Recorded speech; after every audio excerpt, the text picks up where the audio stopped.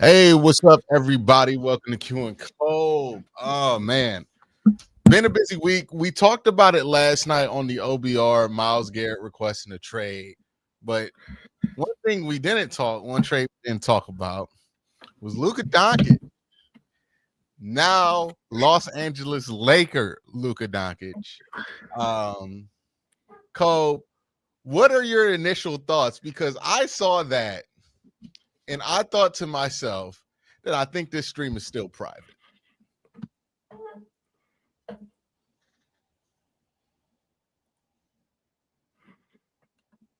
For now on, we got to double check if the stream's private or not. This has happened many times. Got to go into the studio, go to the live tab, and make sure that it's not private. There we go. All right. And make sure the monetization's on too. Well, anyways, Luka Doncic gets traded to the Los Angeles Lakers. What are your thoughts? Because my first thought was like, something feels off about what happened here. Like I understand that people are used to just dunking on organizations and saying that they're terrible and this and that, and that they're just making bad decisions. It feels like something else is up. Now, I did read somewhere that people in Dallas or people familiar with Jason Kidd in Milwaukee feel like this got Jason Kidd written all over it.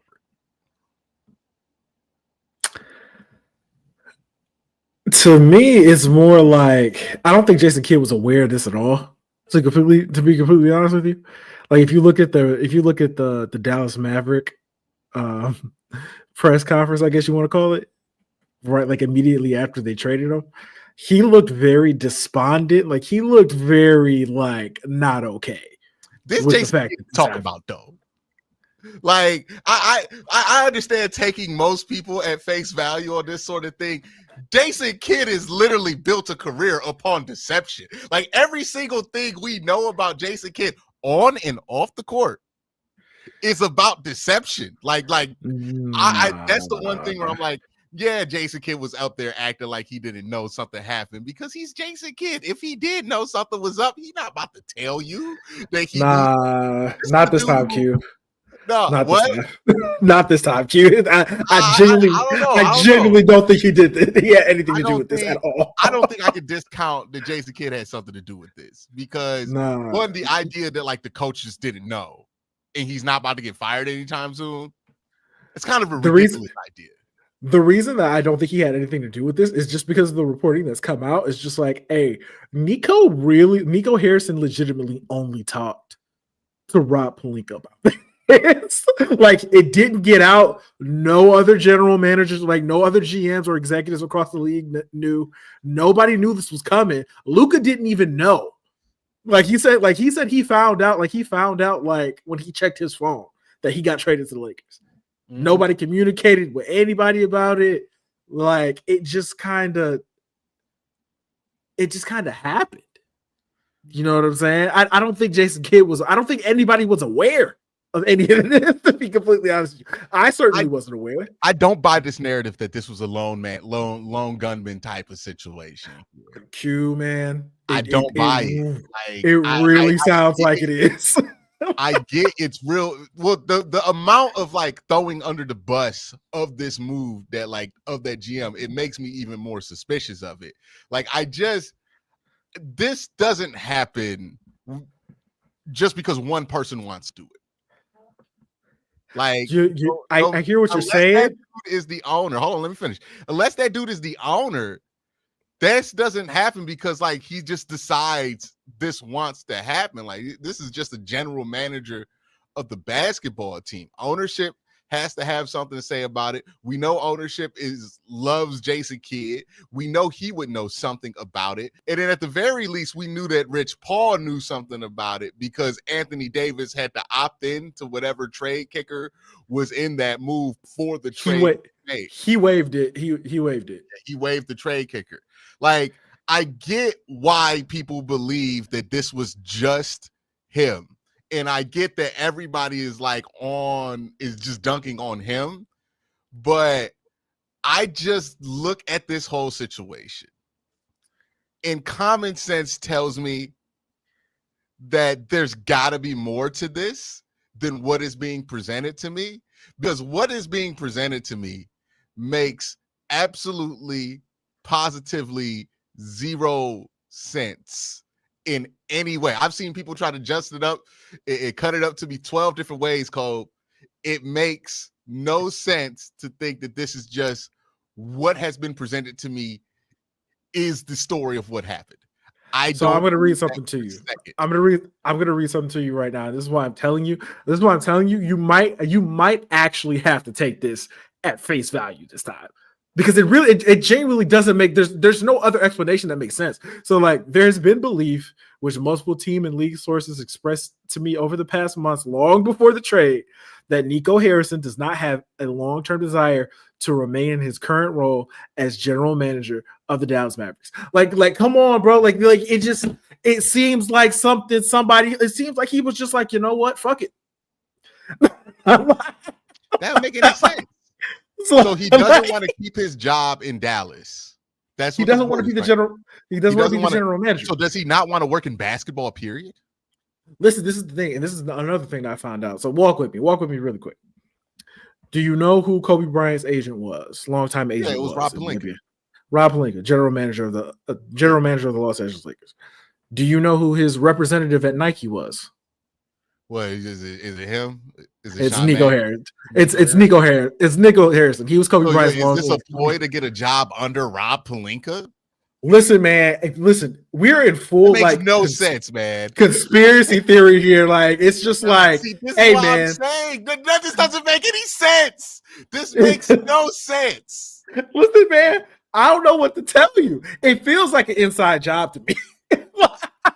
That's where I'm like, yeah, this shit don't make sense, because there's no way it's an inside job.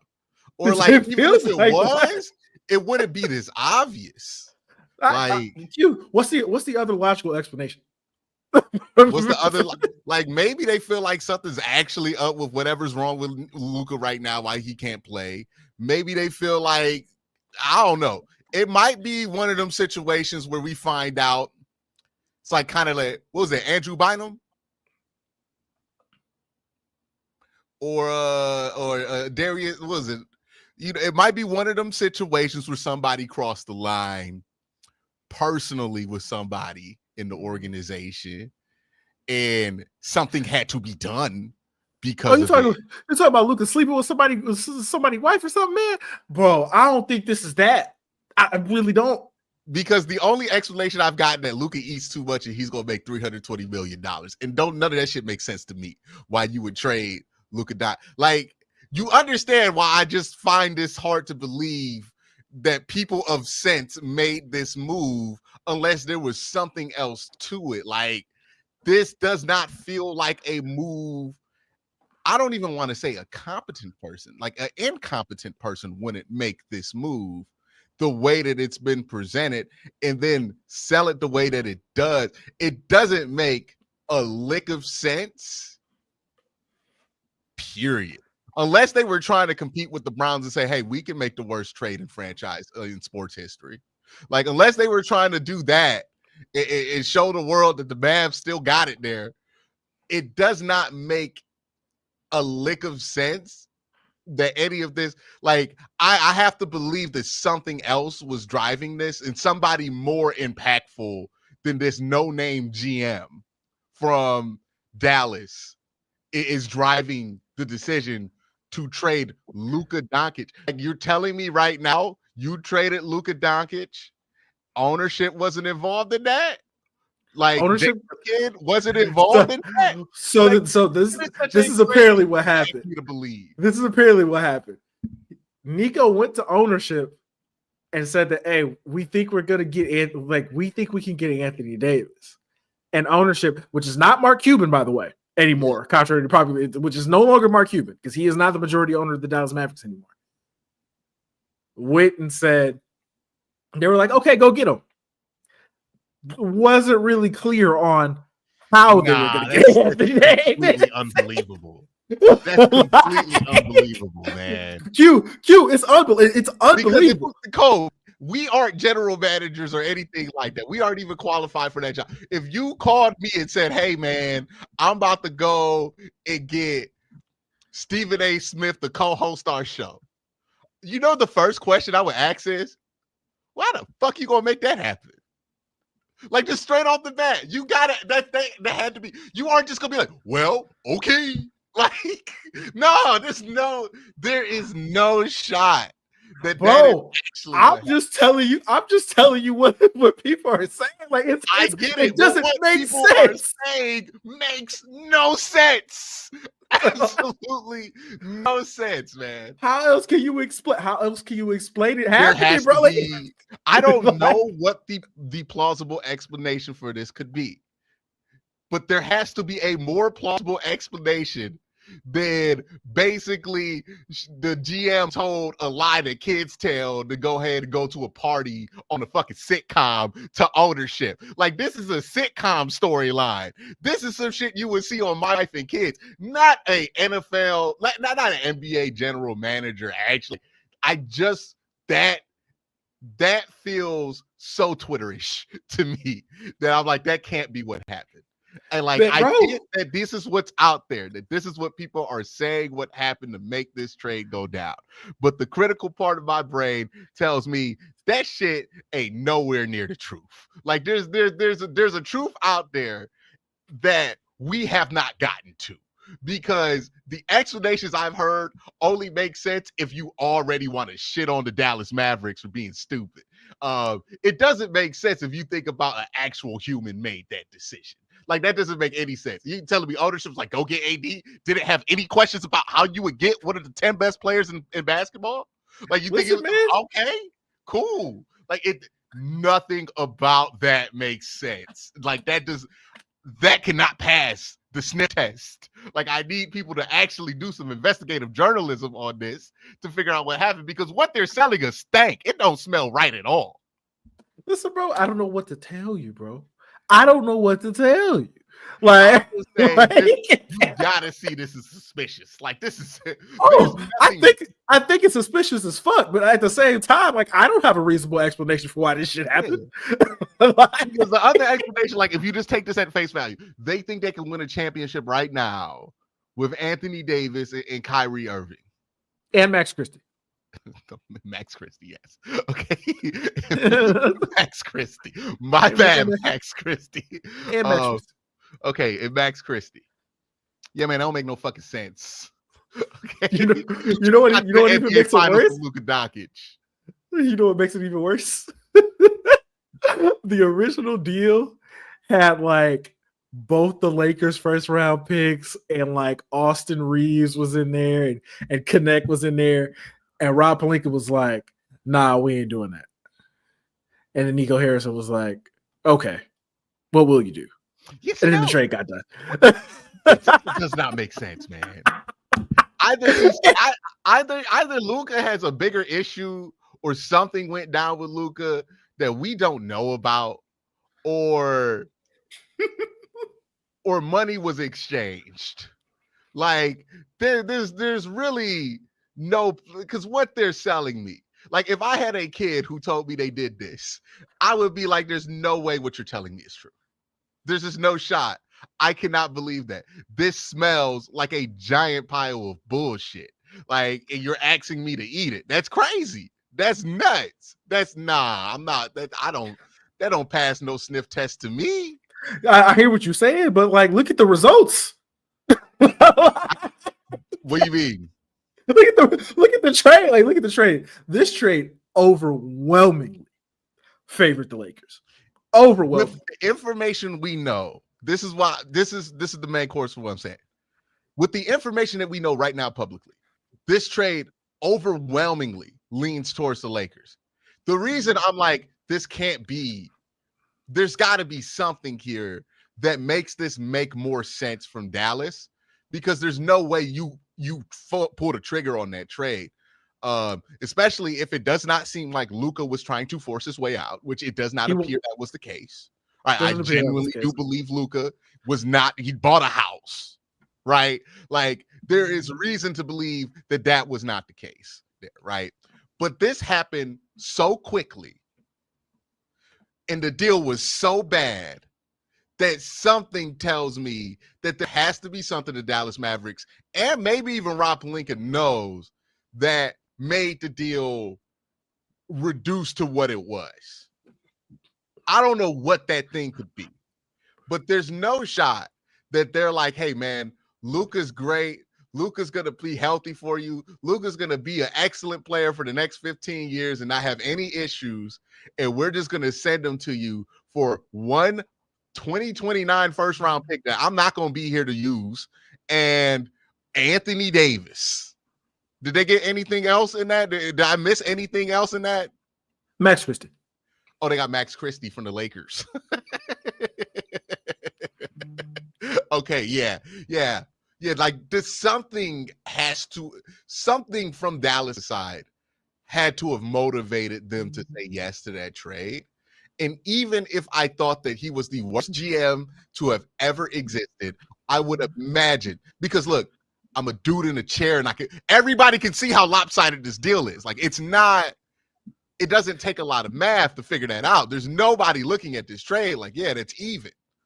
There has to be something that forced their hand or made them make this move, because this just, if they're living in the objective reality we are in, this makes no sense.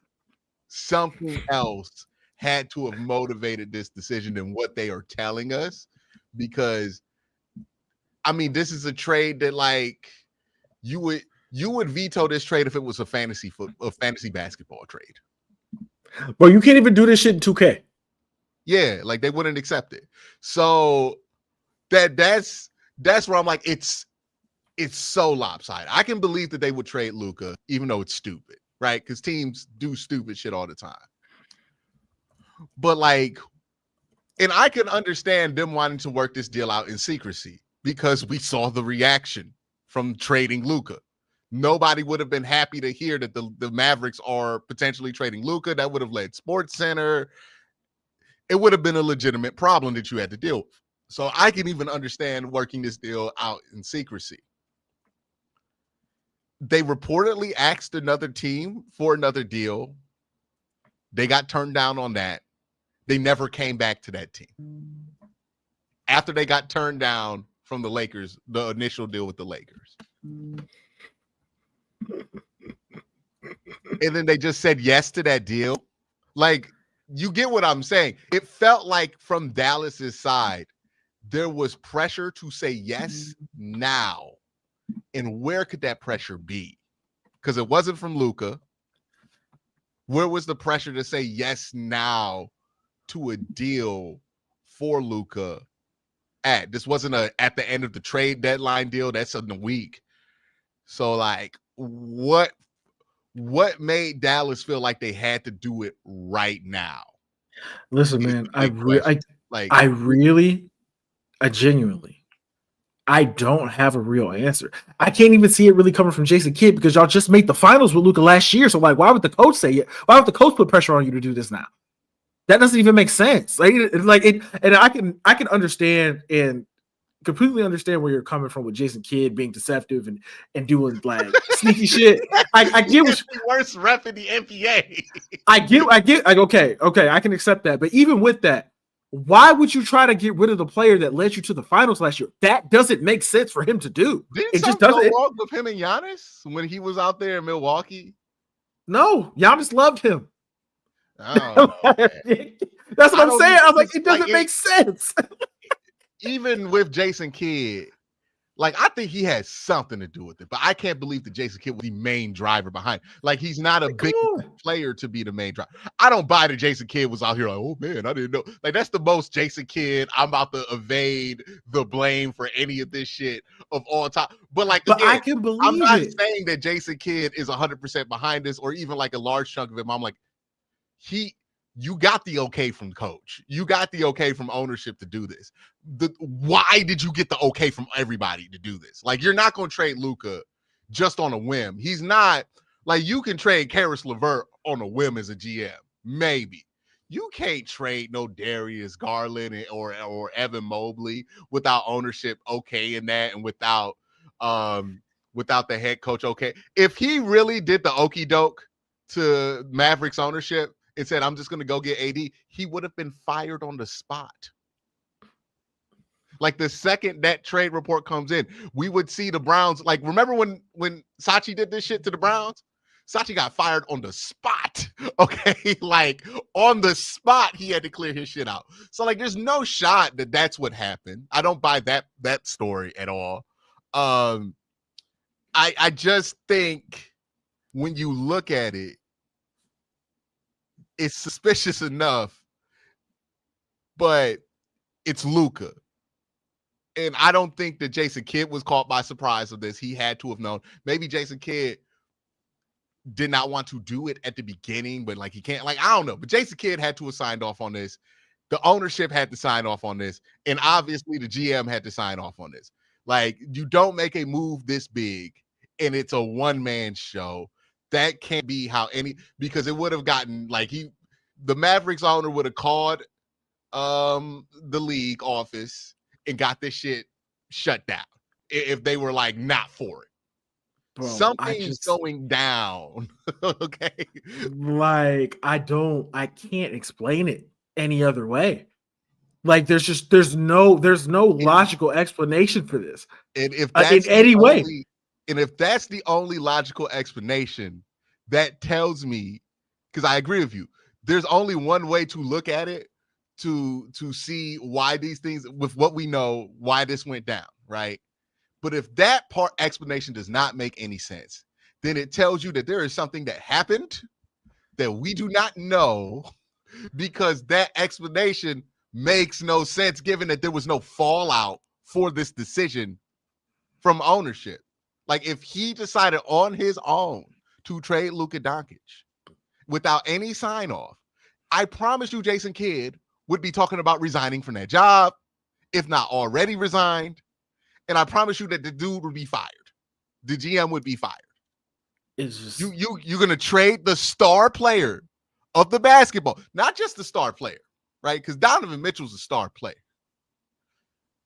One of the 5 best youngest players in basketball, a guy who just got you to an NBA Finals. You're gonna trade him without anybody consenting to it, other than yourself, and you're not gonna get fired, and the coach is not gonna put public pressure on you to get fired. It's not even that. It's like, because you're leaving out one of the most important part of this. You didn't just trade him. You traded him to the Los Angeles Lakers, which I don't know if you know this. Trading superstar players to the Lakers is just like the biggest cardinal sin for any team that's not for any other team in the league. Like, you don't do it. Like there are teams who are just like, hey, I don't care what's going on, we not trading them there. Because you know what happens when they get stars. They need one superstar, they're gonna get another one. Because it's the fucking Lakers. That's how that shit goes. You sent him to the Lakers for, I'm not gonna say nothing, because Anthony Davis is legitimately a top 10 player in the NBA. Like, legit. Yes. Yes, he's a top 10 player in the NBA. He's a top 10 player on Anthony Davis's deal. I think 2 or 3. I think 2. Dog, didn't they have like 8 years of control on Luka or something like that? Yes, and here's another part of this. Because they traded him, you get the bird rights, right? He's not eligible for the Supermax anymore. Ooh. So he signs. So he did something to snake out ownership. Luka fucked over somebody close, because this feels like a spite move. Because and that helps the Lakers too, because now they're going to extend him, but you don't have to give him the Supermax now. So now he's going to be cheaper to keep around, which helps you long term, which helps you build the rest of the roster long term. Yeah, bro. Like, when I say this shit overwhelmingly benefited the Lakers, it feels like collusion, damn near. Something. My bet is that Luka did something foul to ownership.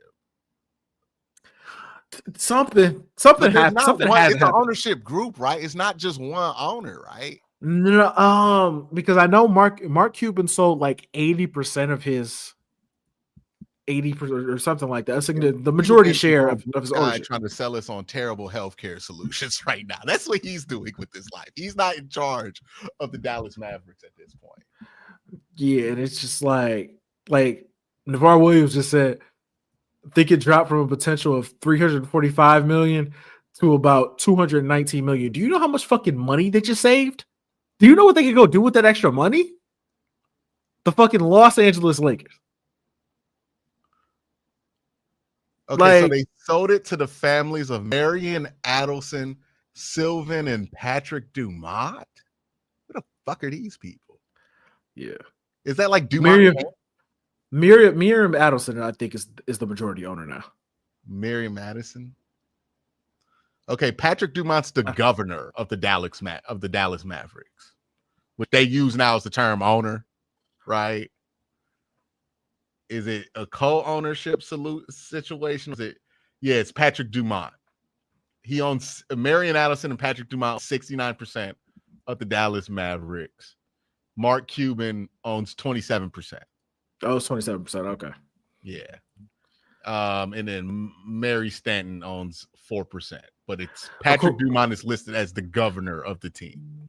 According to Chris, the majority owner lady is like cartoonishly evil. Who, Marion Adelson? Apparently, I know nothing about this lady, so I can't. I can't say. Google her Wikipedia. Don't say nothing out loud, but Google her Wikipedia code right now, and I'm pretty sure I know where you will land. Hold on. This is how we get in trouble, by the way. Yeah, do not say anything out loud. Okay. Okay, she is 79 years old. Okay. You said the wicked. Oh. Uh-huh. All right. Okay. Uh-huh. You see the picture? Yeah. Yeah. You see the second picture?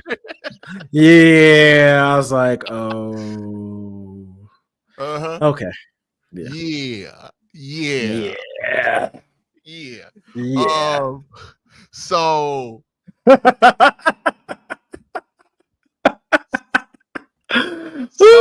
did something to somebody.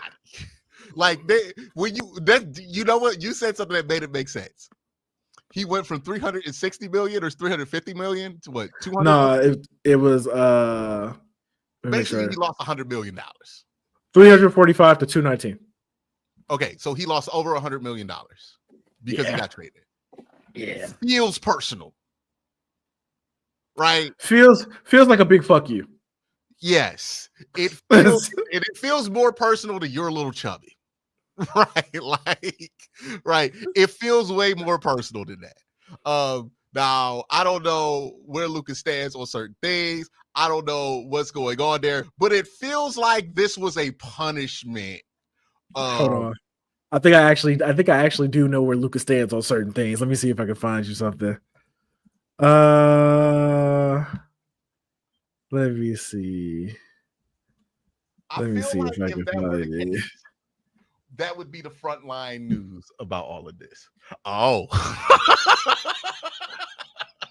Yeah. Okay. See, yeah. Oh. This is messy.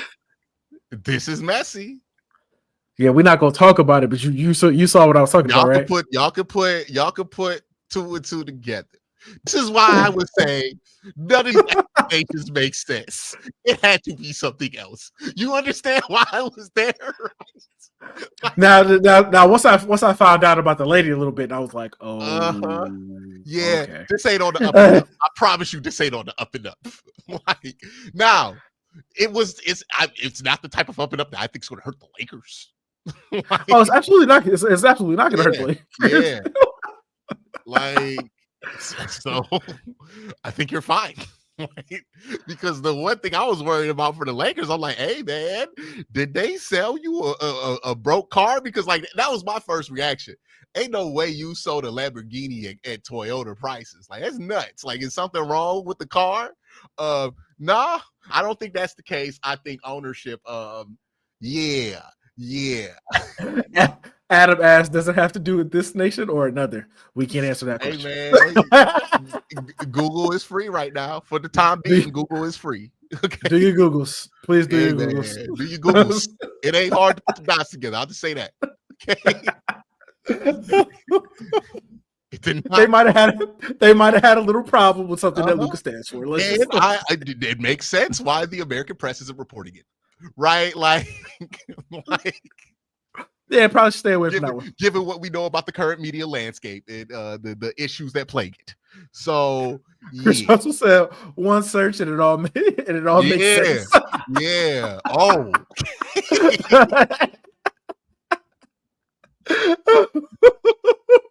Oh, I was like, oh my god!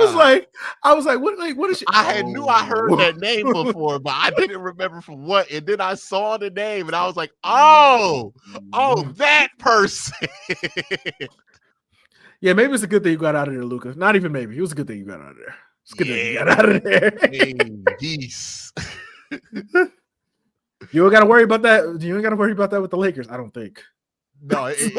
Yeah. That is bad. Like, cause.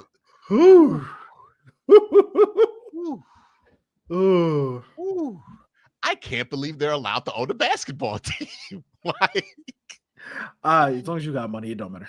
Dog, it's got to matter a little bit. I mean, I would like for it to, but I mean, we got to be realistic about. I mean, even if you're just looking at that from a pure cents and dollars standpoint, that ain't good. Right. I wonder how many people got radicalized in Dallas today. Hey, I just need you to read the comments. I'm not gonna read it out loud, but look at the most recent comment we got from Kachow. Oh.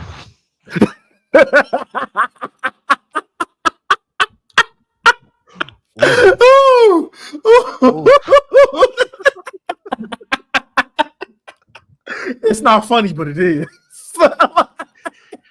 It's only funny because I know we can't say it. I hope Luka and Brian go to the Western Conference Finals now. I wish them the best. My bad, Jason Kidd. You didn't have anything to do with this. I told you. I told you, bro. But I need to know who the reporter was that put that lie out about ownership now, because I need your credentials, brother. Like, you cannot be trusted. Like, if you reported out there that ownership didn't even know that they got the okie doke pulled on them. Nah. Look, I recognize that body language because it's the same body language I saw in Kevin and AB when they traded for Deshaun Watson. It was that, well, he wanted to do it. Like, but we can't say it. Like, oh man, should we be talking about? Hey man, I'm praying for Kyrie. Yeah, that's another part of this. Like, yeah, I wonder how Kyrie feeling. Hey, I don't think he feeling like winning the championship in Dallas. Okay, Kyrie a free agent after this season too. By the way, I would imagine he would get all the way the fuck up out of there. By the way, Mark Cuban, man, I know you try to parade yourself as the good guy, but brother, you sold that team to who?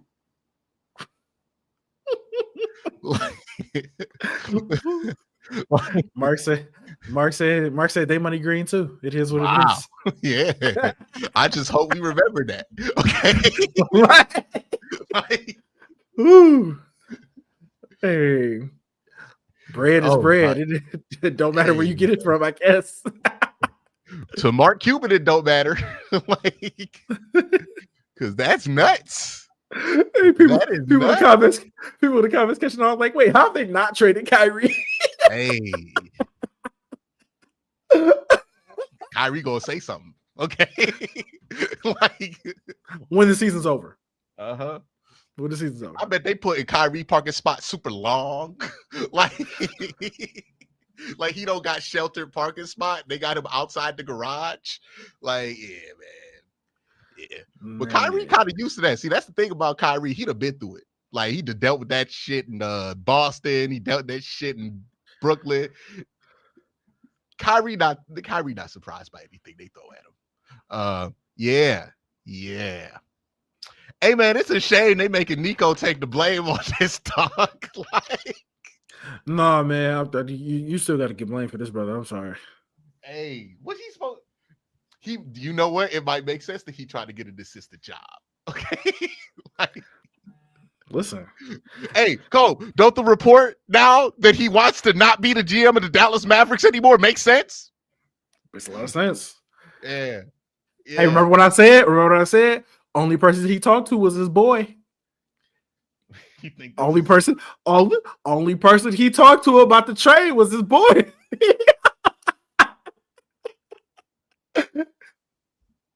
Said, Rob, let me do you a solid. What's his last name? Nico what? Harrison. Hey, bro. Hey, man. You my dog. I can't. There's gonna be a book. Somebody's writing a book. It's gonna be Jason Kidd. I can't wait for the Jason Kidd book about all of this, right? Who was the homie who wrote the tell-all book in the NBA? What was his name? It was. You talking about the ref? No, not Tim Donaghy. It was a player who basically. I know Kareem did a couple of them, right? But this was like the dude who sparked it. But yeah, man, that Jason Kidd tell-all book gonna have some chapters in it about this, and I will be listening, because if there's anybody who gonna snitch to the public about what went down, it is Jason Kidd, especially if it ain't his fault. I don't think it's his fault. Yeah, and it don't look like it's his fault. I don't think it's his fault at all. I don't think he got nothing to do with this. Hey, man. It's something bigger going on, though. Yeah, Luka to the Lakers. It's crazy because this is how we thought Kyrie was going to end up with the Lakers. But when you really look at the Lakers' history, like, their entire history is doing this shit to another team. Just absolutely raking them over the coals in trades. Pretty much the whole history. The whole fucking history. Like that. They signed Shaq in free agency. They got some guys back in even beyond that, Magic Johnson. Yeah. I get that. Magic Johnson was a draft pick that they robbed from the Cavs. James Worthy too from the Cavs. Yeah. Kareem Abdul. Go back and look at that Kareem Abdul-Jabbar trade. No, I agree with you. You know, Dr. Butts certainly did that.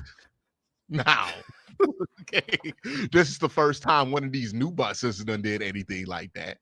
But Mitch Kupchak had the Powell trade. Was Dr. Butts dead for that? No, he's still alive for that. He was still there. Yeah. He was still alive for that. I'm saying, like, Dr. Butts got a couple under his belt. The other Butts got with the Dwight Howard trade. Oof. Yeah, a bunch of failed Carmelo Anthony attempts. Okay. Hold on. Anthony Davis trade. Did they really rob the Pelicans? Because did the Pelicans get Zion Williamson pick out of that? Yeah, what they do with that pick? What if they does since they got Zion? They got Zion. Like, what have they done? They haven't been a disaster. Yes, they made the playoffs last year. Oh, they made the playoffs and got smoked. Yeah. Like, to be honest, the players y'all saw over were good. Lonzo ended up being good. He just got injured. Josh Hart is good. Had a breakout year. Josh Hart is good. Josh Hart, legit good. They just didn't hold on to him. I don't think that trade was super lopsided. Yeah, that trade was super lopsided. It was only super lopsided because y'all won that championship in the bubble. Yeah, super lopsided. They kind of count. Call it whatever you want. Let's see. The Steve Nash. Was that free agency? No, they traded for Steve Nash. That was the worst one. Steve Nash, yeah. Steve Nash trade was the worst one. The Steve Nash trade Yeah, this been look. This is the first time y'all done it in a while. Like I mean, it's just the AD trade, like the AD trade, and then trading AD and getting Luka. So, but the shout out AD trade, AD, I credit more for LeBron. Like that's just LeBron doing what LeBron do, which is find a way to get another star. Like that's more of a LeBron move. This is the first time I'm like, no, the Lakers organization went out and got them a star. LeBron got himself a co-pilot. Like that's what the AD trade was. He did it on the Lakers. It still counts. Yeah, I mean, LeBron also did the same thing with Kevin Love in Cleveland. Okay, like straight up, just showed up, said, "All right, y'all gone. All right, let's bring in Kevin Love." Like, so that was more of a LeBron thing, if we being honest. But this is the first time I'm like, nah, they did that thing again, right? That they used to be able to do, and they got Luka. As a like, this is the Lakers everybody remembers from like the 2000s where they were able to do this, and it's probably going to work out. I don't know if they're going to win a championship or not. It depends on what they put around Luka. Like, I think the team that Luka wins a championship with the Lakers with will not look like this one, like because this is still like a mismatch of like the LeBron team and whatever they're doing now. Like, it's going to be different. They're going to add some players around him. Do you feel confident in the Lakers' ability to build around Luka, given the struggles that you've seen with them and LeBron over time at times here in LA? I don't really have any I don't even have any like minor concerns with that, just because their cap situation for the next 2 years is like super clean. Like even when they extend Luka, we already like he's out $100 million. He's out over $100 million on his contract. So even when they extend him, they're still going to have a bunch of cap space. They just got to let it. They got to let certain players go. The LeBron decision becomes interesting because this is the first time. This might like legitimately be the first time ever where LeBron is not the priority on the team anymore. Yeah, it's awkward. Like he is very much. And also, just want to point this out because people don't talk about these kind of things. The Lakers pretty much told Clutch Sports we are out of the Clutch Sports business. Yeah. like they pretty much said like, yeah, y'all are not the priority here anymore for the Los Angeles Lakers. Mm-hmm. I don't know what agency Luka's a part of, and maybe it's like Wasserman. I think it's probably like CAA or some shit like that. Is he Wasserman? I don't know what it is. I'll look it up, but continue. Yeah, so now it's just like, okay, if they're not bringing LeBron back, or even if LeBron wants to stay and LeBron's like, no, I would rather like this is my best shot at winning a title if I'm playing with Luka Doncic. You know what I'm saying? And he wants to continue to do that. But even if they do that, like he's not the priority anymore. Like he's not driving the decisions that they make anymore. He's Bill Duffy, BDA. BDA. Okay. Yeah. Same management as Joe Kino. What the fuck? Like, this can't be updated. But he's BDA. Yeah. Also worth pointing out, the Lakers didn't have to trade Austin Reeves in that deal, which is low key like a pretty big deal for them. Yeah. This trade's so weird, man. This trade is like it's a very lopsided, like extremely beneficial trade for the Los Angeles Lakers. Like you couldn't even get Austin Reeves back in a deal for Luka Doncic. Maybe if they were willing to wait a couple of days, involve a team. Like that was the crazy part of me. Like you took Max Christie and didn't demand that you got Austin. I would have demanded that Austin be in the trade. I would have been like, hey, you got to put Austin Reeves in that trade. Well, who is on Twitter pointed it out? It's like, yo, they got the same amount of first round picks as the Cavs got, as the Cavs traded for Karis LeVert. Man, the Sacramento Kings traded De'Aaron Fox and got 3 first round picks. And here's the thing, too. The one they didn't get Anthony Davis, but a good one, right? Like it's like down the line. 2029 is the 2029 pick. Yeah, so you didn't even get both picks from the Lakers. They still have another draft pick they can trade. Like you didn't. What did you get? Like you got Anthony Davis. Don't get me wrong. That's more than what that. Like that's probably the best player they could have gotten back in any trade. But like you didn't even get all that you should have got. Brother, I would have resigned. Like, I would rather resign than have this shit on my name, man. I'm good. Oh Mike C said conspiracy theory tinfoil hat. Adam Silver made this trade happen to help the ratings. Hey man, if you look at the history of the NBA, there's one way to get the ratings up. There's one thing that guarantees good ratings: the Los Angeles Lakers being good. At the same time, Boston is. Yeah, there's one thing that guarantees good ratings. But here's the thing: are the Lakers even going to be good for the rest of the year? It don't even fucking matter. Yeah, so this isn't even a move to fix the ratings this year. It'd be like in 2026 is going to be awesome for ratings, but like 2025, right. The rest of this year, but like, I don't know how many games Luka gonna play, but you're gonna see some games with him and LeBron. People gonna watch that, but it's probably not gonna look great at first. Well, the Lakers are gonna make more trades, so like they're already talking about trying to get Myles Turner from the Pacers.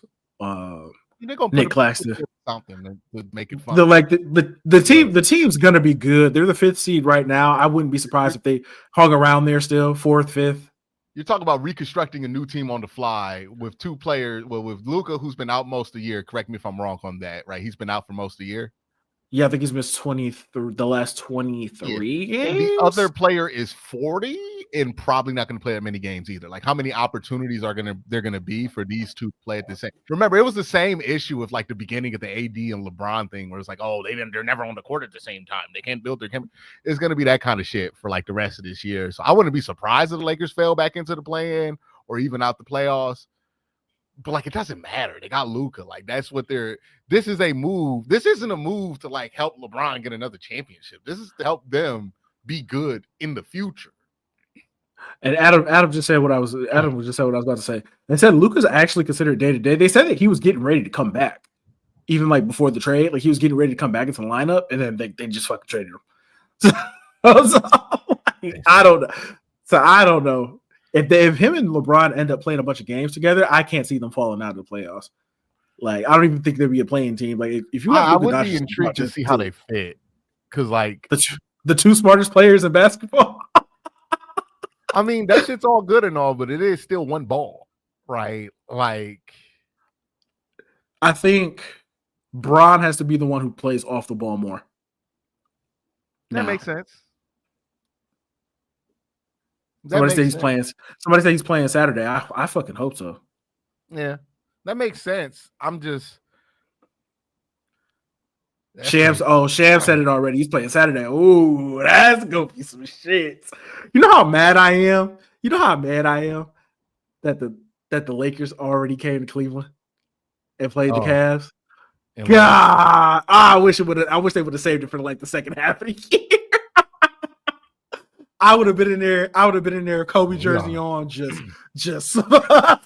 We already done swept y'all, brother. It's over. Yeah, it's okay. We're gonna see what happens next year. Mm-hmm. The reigning champion Cleveland Cavaliers play the Lakers. Yeah, we'll see. I'm not gonna lie to you. I hope the Cavs win it this year for real. Like, hey, I bro, really hope the Cavs Cavs the year win to go this year. get it. Like, yeah, like if you're the Cavs, you gotta try to get this title now. Yeah, man. Like, we need to put Evan Mobley the accelerator, okay? Because Wemby's coming. The Lakers, they got Luka. Lakers got Luka. Probably gonna be able to attract free agents to come there. I don't know. New York feels like they've kind of peaked. So I don't know about New York. You still got you got Boston, but how long can you? Yeah, if I know anything, the Lakers getting Luka means that Boston's about to get some bullshit too. I know Boston already won, so I feel like they're good. Okay, you know what I mean? What would we know about Boston? What have they ever just been okay with winning championships? With winning a championship? This is the most greedy organization in sports. Okay, like the last 30 years, they've won like 2 titles in like 30 years. I mean, like 35 who's years. The second greediest organization in sports? How many titles y'all won? I would consider us to be the greediest organization, to be completely honest. Yeah, but y'all are fortunate though. The Lakers are fortunate. The Boston Celtics aren't as fortunate when it comes to like getting players to sign and play in Boston, other than like trades. Well, I don't know. Y'all both similarly as fortunate. I'm not about to even make it seem like that's two rich kids argue about who's broker. Like I'm not doing that with y'all. But yeah. I mean, like, Boston, they won a championship. They could be happy, but also like the Lakers getting good again, that's not going to sit well. Like, let the Lakers get to one NBA Finals they not at, and then all of a sudden they go and trade for fucking. I don't even know who they could trade for. Who could Boston Celtics trade for and put them over the top? Well, they need a center. Bam. Boston can't even really make trades because of their cap situation and all the players they have. They have like locked up. Like they can't even really do anything at this point. Like the team they have now is their team. Like that's going to be their team. Wow, I just can't believe like the amount of stupid this trade was. You can't help the Lakers. I'm saying this as a Laker fan. You can't do shit to help the Los Angeles Lakers like this. Like you can't. Like you can't. The rest of the league suffers when shit like this happens. All right. Legitimately, they do. They do. The rest of the league suffers when you do shit like this. I benefit from it, so thanks. But when that second star comes, you understand what I'm saying? The second star gonna be who would you say is the best fit for Luka? Either Giannis. Good God. But I don't know if they can swing that one. Because I don't even know when Giannis is a free agent, but Giannis and honestly, Jokic. Jokic? Yeah, Jokic. That would be a different feel for the Lakers. Yeah, it would feel very Boston. Very, very international. You know, it would be kind of funny for all of European Olympic teams. It'd be very weird if we got a Lakers Celtics finals and the Celtics have Jason Tatum and Jaylen Brown, and the Lakers have Nikola Jokic and Luka Doncic. Yeah, like who would feel very for that situation? Like, wait a minute. Yeah, it's just like somebody said casually listed 2 of the 3 best players in the world. Yeah, when you're a Laker fan, you can do things like that. It's never outside the realm of possibility, Sam. You think Jokic would ever want to play in LA though? Because he seems like the least likely guy to want to play in LA. I think like low key, all those dudes kind of want to play for the Lakers because they all grew up like watching the Lakers be good, dog. Like ask them who their favorite player is. Guess who they grew up watching anybody, dog. I don't think he gives about any of that shit. Listen, man, a lot of those international players, their favorite players, Kobe. I feel like Jokic's favorite players like Arvydas Sabonis or some shit like that. Like it's gonna be somebody back from who he watched back in the day. But I don't know. Yeah, I don't feel like Jokic is not screaming to me, dude who likes LA spotlight. Maybe Giannis for sure. I know Giannis for sure. Giannis will eat it up. Yeah. Giannis for sure will be like, yeah, I can do that. Likes that. He ain't. I'm waiting for Wemby. Fun stuff in LA, but he gonna be all over that. I'm waiting for Wemby. You already know who I'm waiting for. Wemby. I'm waiting for Wemby. Okay, and Wemby. You know what it is? That's great. You know exactly what it is. All right, Evan Mobley. I'm sorry, brother, but you got to develop a step back 3 game now. Hey, dog, did you see my tweet? Did you see my tweet after the Luka trade? No. I know you did. I was like, damn, I sure would hate to see Evan Mobley Photoshop into a Lakers. Hey, stop it. Stop that shit right now. It's not funny. That's what everybody said. This was like, Wemby is Spurs for life. I highly doubt that. The Spurs don't got the grip on it like they used to, right? Like we'll see. I doubt it. And Wemby, I think he would love LA. I think Wemby and Giannis would be like, yeah, I'm with it. Jokic is the one, like, personality-wise, where I could see him being like, nah, I'm cool. But the other two, there, you're like, because like the thing I see about Jokic, I'm like, it's not gonna be any of the shit we assume. Jokic's gonna get out there and be like, this traffic is I'm not doing this. Okay. I'm not doing this traffic, brother. Like, this is insane. Somebody said Colb just gassed up because of the Luka trade. Absolutely. Why wouldn't I be? Yes. So well, Mobley is from LA, but yeah, Cavs seem to have a pretty tight grip on Mobley. Yeah, Mobley's from Compton. Yeah, Mobley's went to from Compton. USC. Yeah. Went to USC. Yeah, went to USC. And look, that's why we got his brother on the team. Okay. Like, we'll see. We'll pay for everything. If I was Mobley, I wouldn't leave though. I feel like he got a good thing going. Why would here. you leave? They want to build this thing around you, right? Like they got a really good thing going, so I don't think I would leave. Yeah. And like ever since Evan Mobley's been a Cav, they've been a playoff team, or at least a play. Yeah, he has no misery about this shit. Like the only way I see him going to the Lakers if he legitimately just wants to be in LA. Like that's it. And he seemed more like a Clipper dude to me. There's no such thing. I mean, he's from Compton. That's what they try to sell it as, right? Like, you know, that's where Kawhi went. That's where PG went. That's where Russ went. That's where all the LA dudes went. Like, none of them really went to the Lakers. Hey man, it is what it is. I can't see LA it though. Dude, like, I feel like the Lakers are the team of the people who have commuted to LA or are in LA. Like, you rock with the Lakers. Nah, that's not true. I've been in LA. I'm sorry. I'm about to say you just told an egregious fucking lie. That's crazy. No, I did. Yeah, that's crazy. No, that's crazy. I'm about to say you just told the craziest lie ever on this pod. Nah, that was a crazy. Yeah, I was. Yeah. Ooh. I hope somebody clipped that one. I hope somebody clipped that one. Woo, that was a terrible lie. I remember the amount of like Lakers. It's Lakers and Raiders in LA. In the Valley, at least, where I was living. It's Lakers and Raiders in LA, period. Yeah, it's Lakers, Raiders. That's the locals. Now, like, what they doing in South Central might be different. I think that's what I was trying to say. What they do in South Central might be a little bit different.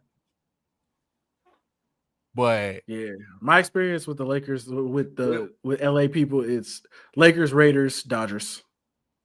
Dodgers for sure. Yeah. Raiders. But after that, anything after that, it's like I feel like Rams kinda, but not to the level of the Raiders, but I feel like people care about the Rams.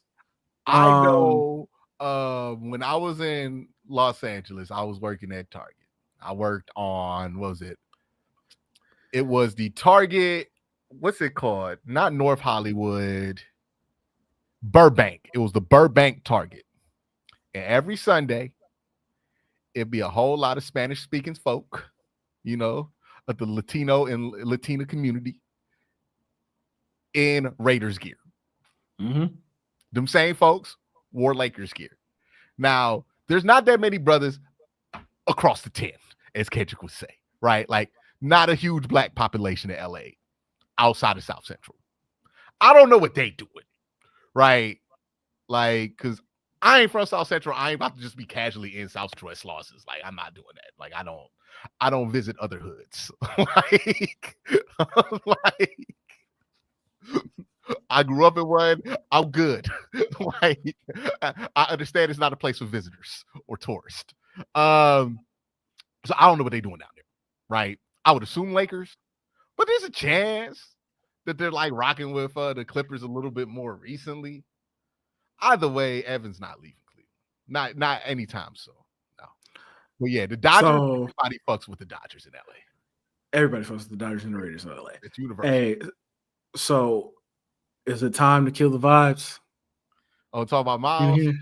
Do we time to kill the vibes in here? An hour on it, and I'm gonna upload that video to this channel. But I mean, we can. I mean, I feel like we still got to talk about it because people still want to talk about it. I didn't even send the tweet yet because I've been waiting for us to get to the point where we gonna talk about fucking Myles because we got to talk about Myles and shit. So real quick, we talk about Myles, but people in the chat talk about the Raiders. I'm like, yeah, man. Look, when they moved that team from Oakland to Las Vegas, they just moved it closer to where the people who care about that team are. Okay, like I was not worried about the fan base translating. I was like, nah, man. It was a travel for them to get to Oakland. Ray said we do not have to talk about we got to talk about it, man. Unfortunately, we do got to talk about it. Wait. Can we talk about Kendrick with all the Grammys? We can talk about Kendrick before we talk about Myles. Ask for a trade out of here. Oh man. So like, what does Drake do now? Like, I mean, he on tour, like he doing a stadium tour in Drake? Australia. Yeah, he's doing a stadium tour in Australia. So he's fine. He can pretend like it's not happening. He can pretend like it's not happening. Like he's fine. Like I think he's gonna be okay. Nah, you can't. Like, there's no escaping it. You can't be in Australia and escape the fact that the diss track that he wrote about you, that you were clearly pressed about till this day, to the point to where you have sued multiple entities over this diss track. I mean, like, now you can play that song wherever. It's a Grammy Award winning sweep. Okay, like, yeah, 5 for 5 is kind of crazy. I'm not gonna lie. 5 for 5. Like, there was questions about, will he play it at the Super Bowl? You got to now. The questions of whether he would play at the Super Bowl or not were always stupid to me. Like, yes, he's going to play at the Super Bowl. He was absolutely okay. Yeah, like the NFL specifically told him, "Hey, that song that you played 6 times at the pop out, you're gonna play that during the halftime show, right? Yeah, right. Because it's written right here that you're gonna play that song. It's crazy. It's crazy. What it's gonna be? Pat Mahomes saying, "Hey, minor." You love doing that fucking voice. I can't believe the best football player of our generation runs like a baby and sounds like Herbert the Frog. Listen, it is what it is. But I do think that it's something like it was one thing for him to win all the categories he was nominated for in like the rap categories. Mm-hmm. You know what I'm saying? I knew he was gonna win those. Oh yeah. Song of the year and record of the year is crazy.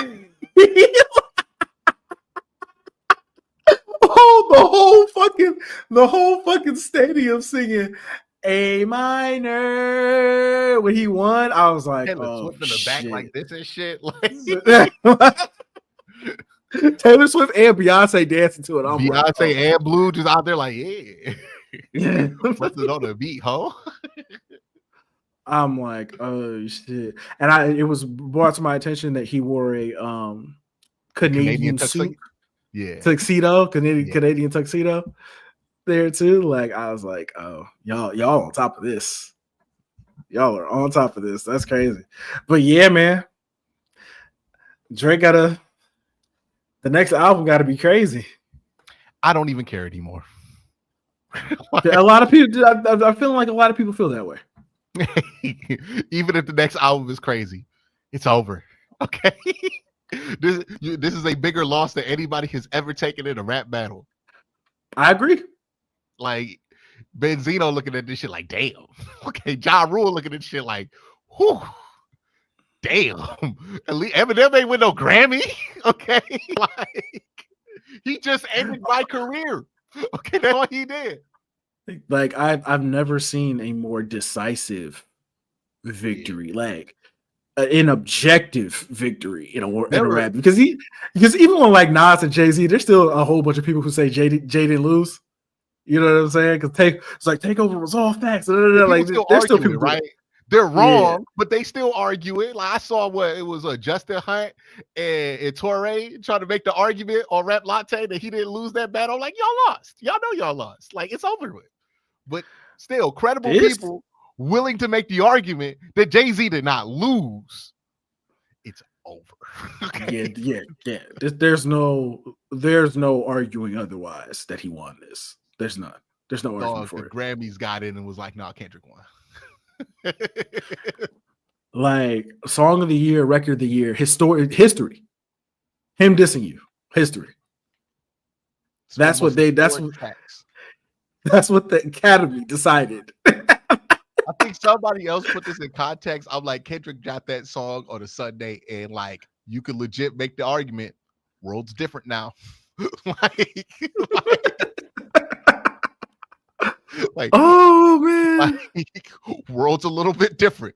Like, I don't think the timeline would be the same if he never dropped Not Like Us. I think there would be some differences. I don't like Drake would definitely be moving differently. It would be different. Yeah. He lost, but like he lost. He lost. Smacks, man. Like every time it plays, I'm like, damn, man, it just hits my shoulders the way. Like it still smacks. Man, it's just You know what I feel bad? I feel bad for people who are like hardcore Drake stans because you can't even enjoy the song, and it's legitimately like one of the catchiest rap songs ever. Like it's just catchy. This shit bad, like, bro. This shit was like this shit is a smash hit, bro. Like you gotta like. And Chris said, "And Euphoria is still better." I agree. Euphoria is a better diss. Now, I think the best diss of this whole thing, if we're just talking about straight disses, look, man, he told that man, "Fuck a rap battle. It's a lifelong battle with yourself." There's no topping that from a diss. You know what the best diss was? You know what the best diss was? What? 616 in LA. That was the best diss to me. You think so? Yes. Wow. Like that's the song that grew on me the most. The more I listened to it, I was like, oh, he's fucking rapping, dog. That was the warning. I thought the warning shot was the best shot. I was like, oh, he fucking rapping right now. That was the warning of like, hey, it's about to get nasty. If you get on that track and you start lying. And then that's the other element of it. Just the maneuverability of this whole thing, how he just outmaneuvered Drake. Just what the Emperor has no clothes on moment for Drake, where it's like, man, I've never seen this many people be like, wow, Drake's a lame. Then since but after this beef. Like that is the consensus opinion now. Drake spent the last 10, 15 years of our lives convincing us that he was not a lame. Like after YOLO, right? Like that's when he started trying to convince us, I'm not lame. I'm not this nerd who raps from a BlackBerry. I'm not this guy you know from Degrassi. I'm cool. Drake is cool, actually. And he convinced us for a little bit. And now he is they calling him Lawbry. Okay. Like that's definitely something you just made up on the spot. You haven't seen this shit, Lawbry? No, I've not seen. You have not seen Lawbry? Not once. Curtis, have you seen people call him Lawbry? You're muted. Lawbry? Who the hell calls him Lawbry? What the hell is that? Lawbry? Yeah, Q, you might be on your own on this one. You might be on your own on this one, bro. Because he called the Lawbry. I ain't seen it. I mean, I get it, but I'm just saying I haven't seen anybody call him. No one's called him Lawbry. That might be some new shit I never heard about. Still, it remains. My man is being called all kind of non-respectable things. Okay. Yeah. He's being called some very disrespectful things. Mm-hmm. Yeah. I don't think he's coming back from this. Every time he drops something too, it's like people are just hostile to the ideal of it. I think he needs to wait. Like I know you said my whole like wait 2 years thing was too much time. I think he needs to wait 2 years. We don't need anything from after everything, at least 2. I also heard Kendrick might be dropping something this week. You might get that. Let it go. You might get that. You might get that deluxe. You know what I'm saying? You might get that deluxe. Well, the thought was that GNX wasn't the actual album. That it was kind of like in the same category as Section 80 or Untitled Unmastered. We'll see. I think he should drop another project this week. Might as well.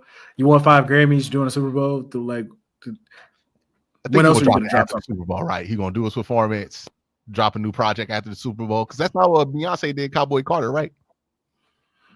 Yeah, but like I would. When are you going to have a bigger moment than this? You know what I'm saying? When is he going to have a bigger moment than this? He gonna roll out the new album after the Super Bowl, like right after the Super Bowl. Like basically announce it and drop it during the Super Bowl, and then he gonna go on tour. Yeah, that's how I would do it. I mean, I just think that's the smartest thing to do. But flawless victory. Yeah, you got your tickets. You got your tickets. Yes. Oh, I might need to get some too. But you guys see, look, I am in a city where he's actually coming to, so it is much easier for me to make this happen. Because wait, is he I coming? think he's going to. I think he's going to Columbus. Ugh. So yeah, I got to make that ride.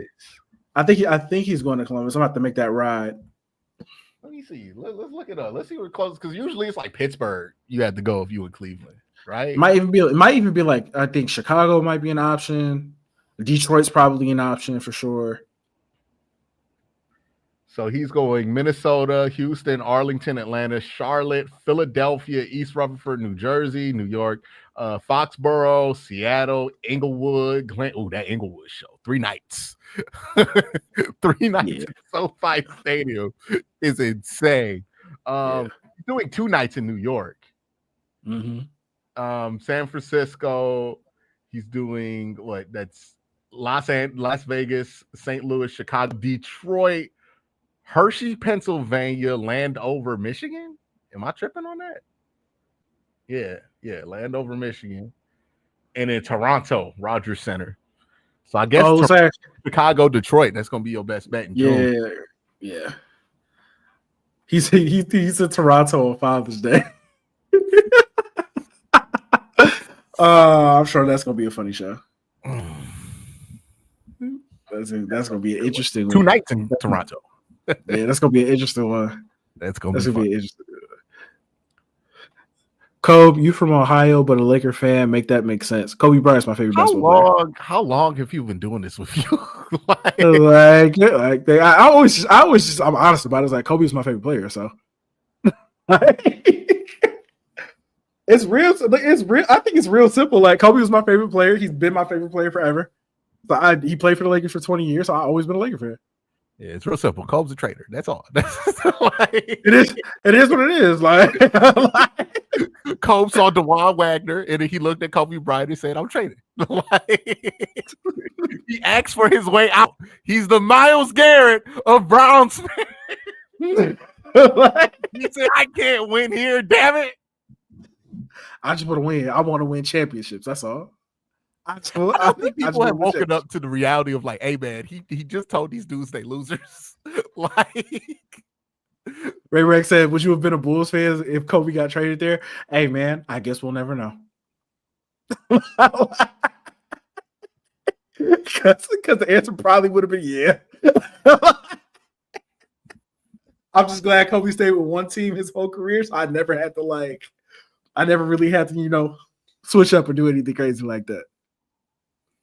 Speaking of, let's talk about Myles Garrett. We had this conversation yesterday. Yes. The thing that I think is interesting with this, right, is that I don't see a way where he gets traded this offseason. Because you got to think about it. You're going to take in $16 million in dead cap if you trade him. You already have, 30 plus in dead cap, 39 in dead cap right now. You have to factor in the fact that Deshaun Watson's not playing this year. His cap hit's going to be whatever it's going to be. So if he gets all his guarantees voided, it's still going to be 24. If he gets if they don't change his cap hit, it's 72. And if they restructure him, it's 37. So we're probably looking at like $90 million in dead cap if you trade Myles Garrett. Yeah, not going to happen. Not going to happen, right? It benefits the Browns to wait a year to trade Myles. And for so many reasons. We talked about this on the show yesterday where I was like, I think if you're the Browns, you trade him for what you like. I was watching some Lenore Sellers film. I'm like, nah, okay. I want that dude. Right? Like, I'm glad we're on the same page. I'm glad we're on the same page on what quarterback we want the Browns to draft next year. Because Lenore Sellers runs like Jalen Milroe, but does not throw.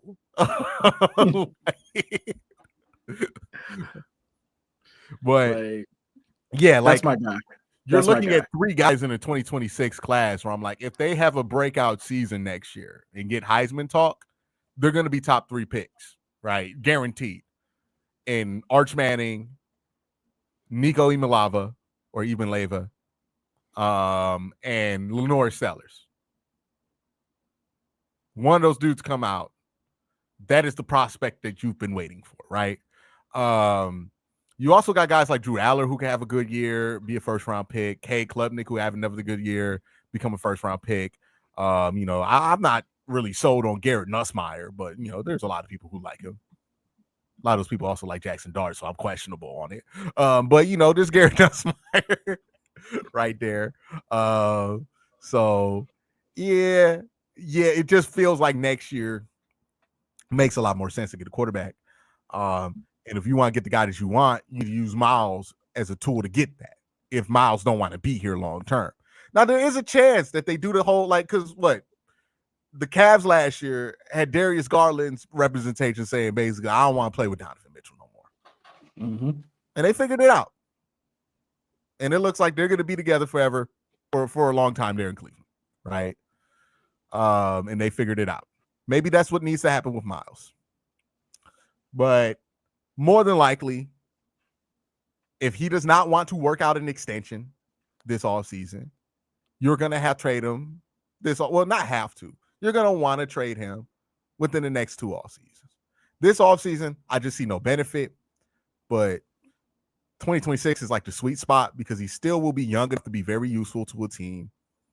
You don't want to wait till he's like 33 to trade him, but he's also Myles Garrett, so I think any team would want him. At least spend a first round on him. That's where I'm at with this whole thing. Is try to figure it out, but if you can't figure it out, figure out how you can use this to get you a quarterback. Right? I've heard somebody propose the idea of like, hey, if you trade him to Minnesota, would they be willing to give you JJ McCarthy? Is that something you would want in return for Myles? Because then they could solve their quarterback answer with Sam Darnold and have Myles Garrett to booster that defense and think about what that defensive coordinator in Minnesota could do with Myles Garrett on top of everything else they got there. Maybe that's what they think can put them over the top. If you're going to get rid of Myles, you got to find a way to turn that into a quarterback, right? Like, I think the Texans did this beautifully, where they got rid of Deshaun before people knew Deshaun was ass, but they turned it into a quarterback. So it doesn't matter. Nobody cares. Even if Deshaun was good, nobody would care. That's what you have to do if you're the Browns. You need to turn this into a quarterback. And next year's draft is probably going to have some guys in there for absolute sure. 2027 will, right? Because if one of those guys you mentioned don't go in 2026, they will be in 2027. So you got to figure it out. It's not going to be easy, but you do have some ways you can play this if you are patient and clever enough to not come out ahead, but at least come out of this where this isn't one of them damn things we add to the scroll. The trade. The Myles Garrett trade, right? Like, no, because the Deshaun Watson trade is the trade. So I guess this would have to be the trade. The demand, right? The demand? The demand, right? Or the letter, some shit like that. Some shit like that. Well, I mean, didn't they call Baker's letter the letter? Weren't they trying to make that a thing for a little while? I don't care about that. So, like, this would be the letter if he's gone after this. I'm gonna say this because I thought about it. I thought about it after we talked about it yesterday. I'm okay with trading him now, depending on what you get back. How badly do teams want Myles Garrett? Is the question I have. Like, how badly do you want Myles Garrett right now? If you make me a strong enough offer to get him this offseason, I would do it. But I'm going to preface that by saying this: the offer's going to have to be kind of ridiculous for me to do it. Oh yeah, the only thing that would make me to go would be like, hey, I need a player, a Pro Bowl caliber player, multiple time Pro Bowler, under 30, 3 first round picks, a day 2 pick. either late second, early third, and a day 3 pick swap. And then maybe I can consider it. Like, if you want to do this now, because like you're not just paying for Myles Garrett, you're paying me to take on $16 million in extra cap. Yeah. Right. In order for you to get him cheaper and to get him under a deal so you can sign him. So like if you want him this offseason, the tax is going to be crazy on it, right? You got to really want, like, you got to think that Myles Garrett is the thing stopping you from being a Super Bowl contender. The issue with that is you'll be trading for 3 late first-round picks for any team that would be willing to do it. There's one team, if they decided to get involved, I would strongly consider trading. Is it Jacksonville? No. Is it San Francisco? No. The Chicago Bears. Why them? Because I feel like they could put together the best offer that would make me be like, okay. But don't they need to like spend those resources towards the offensive line? That's not my problem. That's not my problem at all whatsoever. It's not my problem. Yeah. I think this is going to be a situation where, like, I think they've already done the math, because the way that I have heard that this is broken down was that they left the season thinking everything was cool, right? Myles said he was cool. The team was cool. Something happened before the Senior Bowl that changed things, which made Myles privately request a trade. And then that's when Andrew Berry was like, we're not trading Myles Garrett, which then prompted the public response from Myles Garrett. What happened before the Senior Bowl? I don't want to push it out there, but I have my theory. I'll ask after the streets. Yeah, I think I have my theories on what happened, and it's easier to say no. I don't want to leave when you in the team environment, but I'll tell you. But something happened, right? And now he is more dead set on wanting to go. But they've already told him they're not going to trade him. We'll see how long he carries this out, because they're not going to trade him. They've already made the decision to not trade him. They've already told him we're not trading you. And then publicly they've told us we're not trading you. And now, like people have said, since the request, since the letter, Cleveland is not picking up the phone in regards to Myles Garrett. Man, I just think you got to leave yourself open to the possibilities of what could be. I think they will. And if somebody leaves a voice memo on his phone that makes him open up the possibilities, he'll call back. But I'm not about to be out here working out a deal. Right? Yeah, you really gotta move me. You gotta come at me with something that I feel like, okay, that's a good starting point. Now let me try to add another thing on it. And like you could have like somebody said, Mike said the Packers. I consider it. It depends on what they're talking about. What you're putting in the deal. You know what I mean? But yeah, I look at the Bears. Like they got the 10th pick. They got 2 second-round picks. They got some young defensive players that I like that I think can help the Browns long term. Like, if they came calling, I'd be like, you know what we got? Like, what you thinking about? What you thinking about? Because I need the 10th pick in those 2 seconds off top. Like, I need that immediately. Yeah, I'm not so eager to get guys in this year's draft. Because I feel like I got enough to get a lot here in this year's draft. I'm more eager about next year's draft, right? Because I want a quarterback. Facts. And I need if I'm getting extra seconds, I want it in 2026 or 2027. I want the extra first in 2026 or 2027. I don't really care for having an extra first year. I could draft Abdul Carter. I got the number 2 overall pick. I'm good, right? The one thing I don't have is a quarterback. I ain't getting a quarterback this year. Like I'm probably gonna have to, roll a veteran out there for a season to see what happens. But 2026, there's gonna be some legitimate swings at the quarterback position there in that draft. Same thing with 2027. And look, you want to be early, right? Because 2020, everybody keeps talking about 2023 was a year where there was quarterbacks. There were 2, right? Like that you can go out there and get. They went 1 and 2. I need to be able to, if there's an opportunity to move into 1 and 2, I can move into 1 and 2. Or if I'm at 3, I can make the pot sweeter to get into 1 or 2, right? It makes somebody okay with taking their 3rd or 4th quarterback choice instead of their 2nd.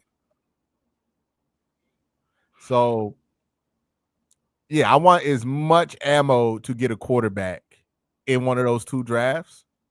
I hope that Arch Manning has a fun year and comes out next year on top of Lenore Sellers coming out, because that drives down the price of Lenore Sellers, right? Because if Manning can walk and chew bubble gum at Texas next year, he will be the number 1 overall pick. It does not matter what Lenore Sellers does, right? They're going to draft that man. He is a Manning, and he can walk and chew bubble gum. They're going to draft him number 1 overall. And, like, nobody's going to fault you for doing it. Nope. If the Browns do it, wouldn't fault them. Even if it doesn't work out, well, he was a Manning, right? You bought a brand that usually works out. But I think Sellers could come out, and I'd be really excited about adding Lenore Sellers, especially if he has a better year at South Carolina than he did now this year. If he's like a Heisman Trophy candidate or wins the Heisman, I'd be excited about him. And if y'all don't know about Lenore Sellers, I'd highly recommend you start getting to know Lenore Sellers. Lenore Sellers is the reason I do not want them to draft a quarterback in this 243 pounds, 6'3", rocket arm, and he can move. Okay. Yeah, that is the guy. Okay. That is the guy you draft next year. Yeah. If you take a quarterback next year, that's the guy you draft. Yeah, that's the dude. I was watching him earlier, and I was like, "Oh, that's the dude." He doing this against Alabama, because you saw that Alabama lost to South Carolina, but you ain't really figured out why. And then you watching, you like, oh, the real who we thought Jalen. Like I remember, I had this feeling with Malik Willis and Caleb Williams. Where I was like, damn man, who we think Malik Willis is, that's Caleb Williams. Hey man, who we think Jalen Milroe could be, that's Lenore Sellers. That's Lenore Sellers. Okay. Lenore Sellers. That young man is who that is. He'd be a redshirt sophomore, super young, but I mean, athletic ability, give him a low floor, arm talent. Saw that man cork a 70-yarder from the far hash. Yeah, man, that dude's gonna be good if he just has one more good year in college. So, yeah, that's where my mind is. It's like, okay, if we can't keep Myles long term, then how do we get a quarterback? And how do we use Myles to get a quarterback? Right now, I think the Browns are in a fine position with this year's draft. They have 12 selections in this year's draft, Cole. And they're going to want to bring on a bunch of players in day 3 because they want cheap contracts for the next couple of years. Right? Like they're going to want to have some cheap contracts because next year, if they do rebuild, they're going to still eat a good amount of dead cap. So they're going to want to be able to roster this team relatively cheap. Especially if you're trying to eat the rest of the Deshaun contract. You're going to want some cheap bodies there. So I think they're good with their 12 selections here in 2025. 2026, you have 8. I think that's when they start to move off of guys, even if they have a successful season next year, to get picks, get younger, and tear it down. I think 2025, this season, is the absolute last year that they're going to run with this band of players. I think they're tearing it down afterwards. But right now, they can't because they still have guaranteed money to some of these players. And what you're talking about, 16 for Myles. If you want to move on from David Njoku and Denzel Ward, that's another 15. Talking about 30 to get rid of 3 players. You're already paying out dead cap hits on Zadarius Smith and Amari Cooper. And then you're paying Deshaun Watson to do nothing. So, yeah, you're going to want to be very careful what you add on to that. I don't think they're going to want to do that now, but they'll do that in 2026. Oof. Yeah, the Cap fire hell, sale man. doesn't make sense for this offseason. Next offseason, I think there will be a fire sale, but this offseason, it doesn't make sense. Cap hell, bro. Cap hell. I don't think it's cap hell. I think it's just a bad idea to trade Myles Garrett, period. I mean, you're not gonna win. Like you're not gonna win a Myles Garrett. I don't think you're never gonna win. Even if they wanted, I don't think anybody would trade Myles, even if the dead cap wasn't here. The fact that you're not going to get cap relief from trading Myles Garrett up front because he has guaranteed money left in his deal, it's just too early to trade him. I don't think anybody would trade Myles in this scenario.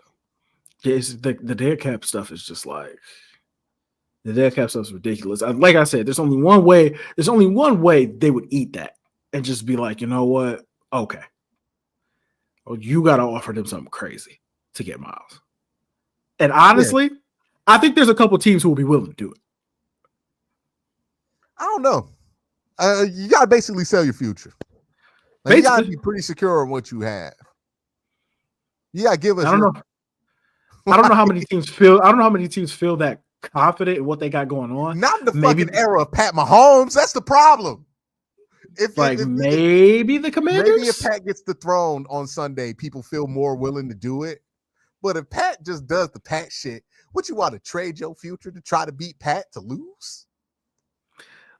I don't know, man. I think there's NFL teams be very arrogant, dog. Like NFL teams are super duper. Some of these GMs are super duper arrogant.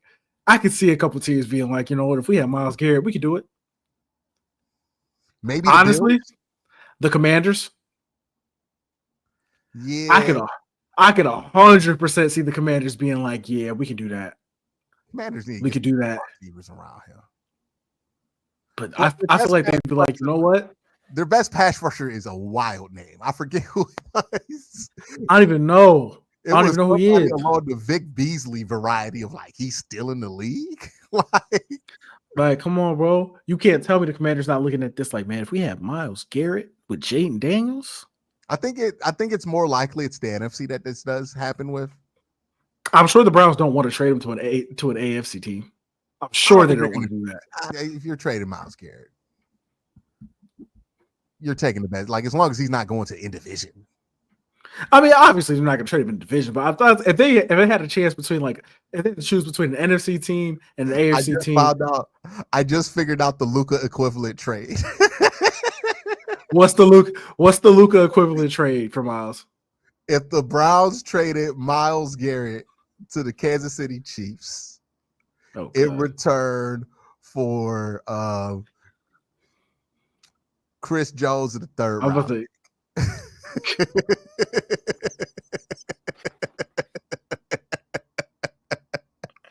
Damn, even the Lakers got a first back. I mean, even the Mavericks got a first back. Round pick the Lakers got is basically the NFL equivalent of getting a third round pick.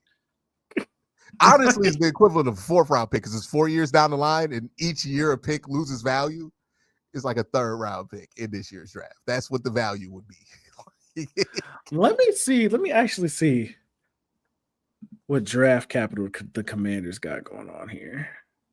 Who has multiple first round picks going forward? Because you're going to want to watch those teams. I have no idea. So they got the 29th pick.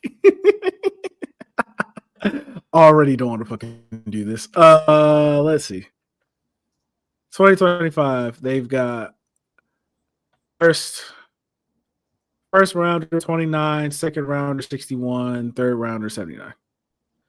2024. Oh wow. I mean, so 2026, right now,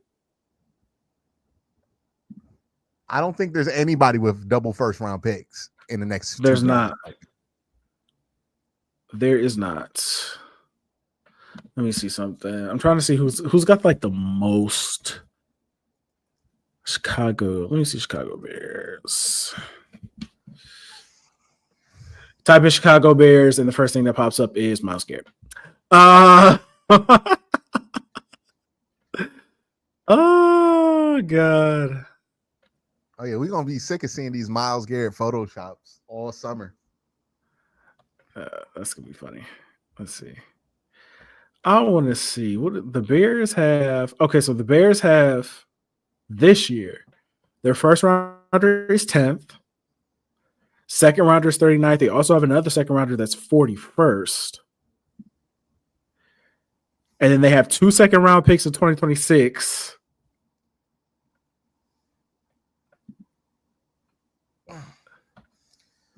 Yeah, man, this is the world where I trade in this offseason. There's just no world. Yeah, it's rough. It's just, and again, even if you get the 10th pick of this year's draft, is it worth it? I mean, obviously there's some players I like, but like still, they're not Myles. Yeah. Only thing that can make it worth it is a quarterback. So if I'm the Browns, ironically enough, Myles doesn't want to be on the team, probably because he doesn't believe in the plan at quarterback. But I would say this, he might be a useful piece to get the quarterback. I mean, yeah. 100%. And that's going to be next year. It's going to be an awkward year. Awkward year. Mike said Carter and Mason Graham with the 2nd and 10th picks. Look, I do it. I'd fucking do it. Yeah, but if you get Mason Graham not gonna be there at 10, but I would do it. Well, think about it like this too. You would be paying 2 players to replace one Myles Garrett. If both of those players pan out, you're going to be paying what, 25 for Mason Graham, 30 probably by the time he's up for a contract, and probably like same money for Abdul Carter if he pans out that you would be paying Myles. The only thing that makes this shit make sense is the quarterback. Yeah, you can get the best players. Like they could legitimately draft good players with all the picks they get from Myles. If they don't get a quarterback, it's not gonna fucking matter. Yeah, nobody's gonna care. Like, so because other teams getting Myles Garrett, who look, Myles Garrett is your best defensive lineman that you could have. It's you need to get a quarterback, man. Like that's the only way you can do it. Yeah, you got to get a quarterback somehow, some way. Yeah, you just got to get a quarterback. You got to find a way to turn this into a quarterback. So, okay, I guess another thing I wanted to talk about, does the Myles Garrett trade request change anything that they do in the draft? Does that change the calculus? Does that change the calculus at all? A little bit? I don't think so. I don't think it should. I'll put it like this, right? I think it might. It could make them like, maybe if Myles is like, you know who I really love, Shedeur Sanders, and he's there too, you might want to take it just so you could keep Myles. I don't think that would be good. I think that would be bad. I think it'd be a horrible thing to do. Yeah, it'd be a bad idea. But like I could see that influencing it. I think the draft is pretty safe from the influence of this. I think this has more influence on what the Browns do, like how aggressive the Browns are in trade and free agency. Like, for example, let's say you get word that Matt Stafford wants to come, was okay with coming to Cleveland, and he's available in a trade. You might be more inclined to be more aggressive in your trade talks to get Matt Stafford than you were previously. Because Matt Stafford, former Super Bowl champion, somebody you can convince, gives you a legitimate chance to win it all, and somebody who would be of the caliber of player where you could get Myles to sign an extension. Right? It would signal this is not a rebuild. It would signal we are winning now.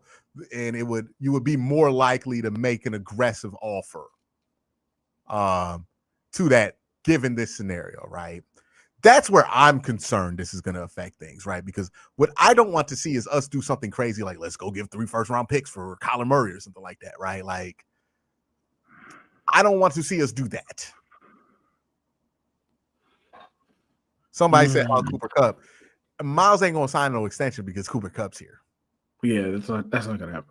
Gonna happen. So, like, maybe, like, Matt Stafford could be the one that can make you want to sign him to an extension, that makes him want to sign an extension. It'd be hilarious if all it took was signing Kirk Cousins. Like, I'm like, what did he do all that for, dog?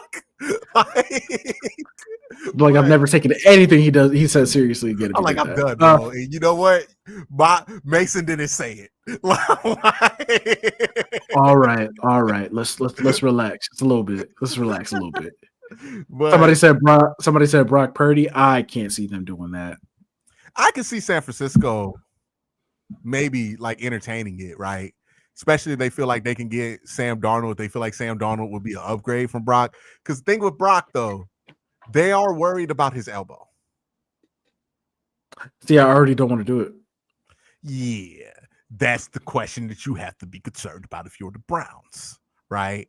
Because Brock Purdy's not a good enough quarterback to where I would be shocked if a team wanted to deal with him. And it would make sense. He would fit Kevin's offense. But yeah, I think Brock, there's a chance there. And then maybe they'd be aggressive for Matt Stafford. I think the only way you're talking about like JJ McCarthy or something like that is if you trade Myles to Minnesota, right? Like, and he's part of that deal. I wouldn't be a fan of it because, like, you know, I wasn't super high on JJ McCarthy coming out of college last year. But that could be something that appeals to the Browns. Either way. I wonder who they want to take. And so, because I've been under the impression that they're going to trade that pick either to the Giants or the Raiders and then pick from there. I think they might want to trade back, but I don't think there's going to be juice to trade back. Like, what do you mean? It seems like already the quarterback class hype has flattened. I don't know who else is moving up to go get a quarterback, right? Like, if Shador goes to 3 for the Giants, or if the Giants are willing to wait at 3 to take a quarterback, because I think it's very possible the Giants can say to themselves, if Shador's there at 3, we'll take him. But if he's not, we're not going to mortgage the future to move up one spot to get him. Like, I don't know if they feel that strongly about it. My only pushback on that is that I feel like the Raiders feel that strongly about him. Like, I think it's been like a foregone conclusion that everybody's like, hey, if he's there at 2 and the Giants don't want to play ball, they're going to trade that pick to the Raiders and just let him go and just let them come take him. Yeah, I don't think the Raiders are that convinced. I don't know, man. New front office. We'll see. Like, it would have to be an ownership-led movement. I think it's a lot of smoke, to be honest with you. It doesn't feel like you usually know what it feels like when there's going to be craziness at the top of a draft over a quarterback. This ain't got that feel to it. And maybe this is like, I know people are saying Brady loves Shador. Tom Brady comes from New England. New England is the most secretive organization to have ever existed. Something tells me that if Tom Brady is letting you know that he loves Shador, you should probably not take that at face value. We'll see if he's telling the truth or not. I'll put it like that. We'll see if he's telling the truth or not. We'll find out. We'll find out in the draft. Again, I can see a team liking Cam Ward, liking Shador enough to take them if they're there, but trading up to get them is a whole nother conversation, right? I think these are quarterbacks you like. I don't think these are quarterbacks you love. And we're talking about trading up to 2 to get a quarterback. Like, I don't love any of these quarterbacks enough to take them at 2. You have to love L-O-V-E, capital L-O-V-E, all of these quarterbacks to want to trade up to 2 to get one. I am very skeptical that is the case, because the team that has the most incentive to be thirsty about quarterback is Cleveland. Bar none, hands down. Cleveland is the most incentivized team to be thirsty at quarterback. Mm-hmm. There's no team that should be thirstier at quarterback than Cleveland. And if they willing to deal you to pick, What that tell you about about where the fever is for the quarterback? I always say this: if you love a quarterback, you're not gonna care about that. You'll be like, we Yeah, got these but do suckers. they? We'll find out soon. They like Shador. I think New York likes Shador, but I do think if New York gets on the board and Travis Hunter and Shador are both available, well, they're going to have a serious conversation about who they're going to take. If that is not the behavior of a team that's going to trade up for a quarterback, We'll find out soon enough. How many months? well, we got 3 months, Something like that. We're gonna find out. months? Less than 3 months, less than 90 days to the draft. But yeah, that's my whole thing with the trade ban. I don't think there's going to be a trade there, but I think the Browns are fine taking out the Hunter to play DB. That's the hope that I have, or Abdul Carter. I think they're fine sitting at 2, taking one of those guys. I don't think the draft changes that. Well, I don't think Myles requesting a trade changes that, because also I don't think the Browns are under the impression that they're trading Myles Garrett. Like, straight up. Like, We're gonna find out the answer to all of this stuff soon enough. yeah, because look, we're gonna find out how much Myles really want to go, right? Another thing, and look, I think somebody got mad at the comment section because they were like, "You're throwing Myles under the bus," because I was like, "Hey, man, he basically said that he can't win a Super Bowl with these dudes, and that has implications in the locker room." And they're like, "Well, he's saying that about the organization." I will bring this one point up. Hey, man, who do you think makes up the organization, though? like it's the players on the field too. Like, and I think there's a desire from Myles's camp to have his cake and eat it too. And I don't think they realize that that's not possible. And the one thing about Andrew Berry, look, when he's been able to dictate the terms of a trade, he ain't been on the lopsided end of those trades in a bad way, right?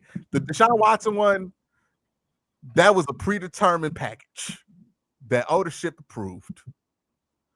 But when he's negotiating out a deal, he's been pretty good at that. So knowing all of that tells me they ain't gonna trade him. Unless like Andrew gets fired. If Andrew gets fired, then all bets are off. But if Andrew is the GM and still in charge, I don't think they're trading him this offseason. Oh. And I think we're gonna have a very awkward Myles Garrett year. You're gonna hear about Myles Garrett getting traded before the season start. He not gonna get traded. You're gonna hear about Myles Garrett getting traded at the fucking deadline. Like, you're gonna hear about Myles Garrett getting traded at the end of it's gonna be a year round, like from here. Basically, we're gonna be talking about a Myles Garrett trade until March of next year. I don't want to deal with that. I really don't. Yeah, I think that's the most likely reality, because I don't think he signs an extension unless something drastic happens at quarterback. I have to watch all these young players I want to draft just go by the wayside. What? I said I gotta watch all these young players that I want to draft in this draft and next year's draft just go by the wayside. What do you mean? Because we're not gonna trade Myles. We're just gonna deal with this for a fucking year. I mean, in this year's draft, but there's gonna be just as many players that you want to draft next year in next year's class too. Like, we could have had Shamar Stewart, and you got 12 picks. Yeah, but it's not like we got a bunch of picks in the top 100. We got like 5. No, we don't. Yeah, we got like one. We got 2/3, a second, a first, and we got 101. 102. 102. So we got like 4. 5. So we got 4. 4 to possible. You could move up from 102 to 99 very easily. Like, I mean, you could. Yeah. But we could have had we got like 12 selections, dog. Like, we could have had like 8 picks in the top 100. No, imagine the possibilities. You could have got a fucking haul for Myles, man. Man, I'd be over there just so you take whoever you want at that point. Yeah. All of that sounds good, and then the draft ends. Right? Yeah, and I get mad that we took some of these dudes. Yeah. and then camp starts, and you're like, well, what we gonna do? Like, now we got to trade players because we drafted too many. Like, oh man, yeah. I think they're fine with 12 picks. They got four top 100 picks, 5 top 100-ish picks. You're good. You're good there. You got enough in it. You have almost too many selections in this year's draft class.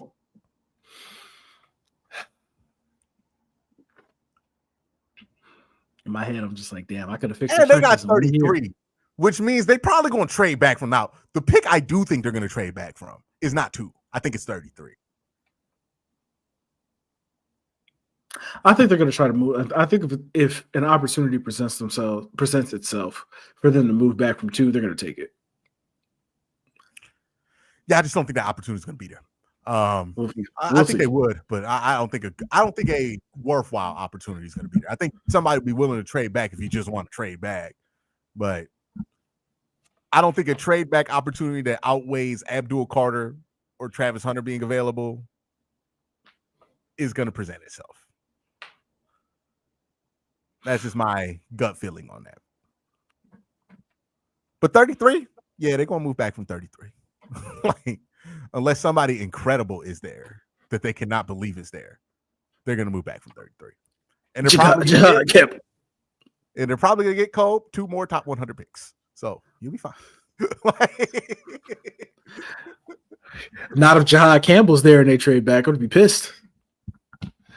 Jahad Campbell. And again, if somebody there that's like, I can't pass that up, that's an early first round grade or a mid first round grade on the player we can get in the second round, they're probably not going to do it because they need to get good players, studs right now, star players. But if it's not Jahad Campbell and it's somebody they feel like would be there around 38, 40, they'll pick up a third, like something like that, an extra pick next year, and do the pick swap. All right, Curtis, can we get the super chats on screen? Yeah, we can. All right.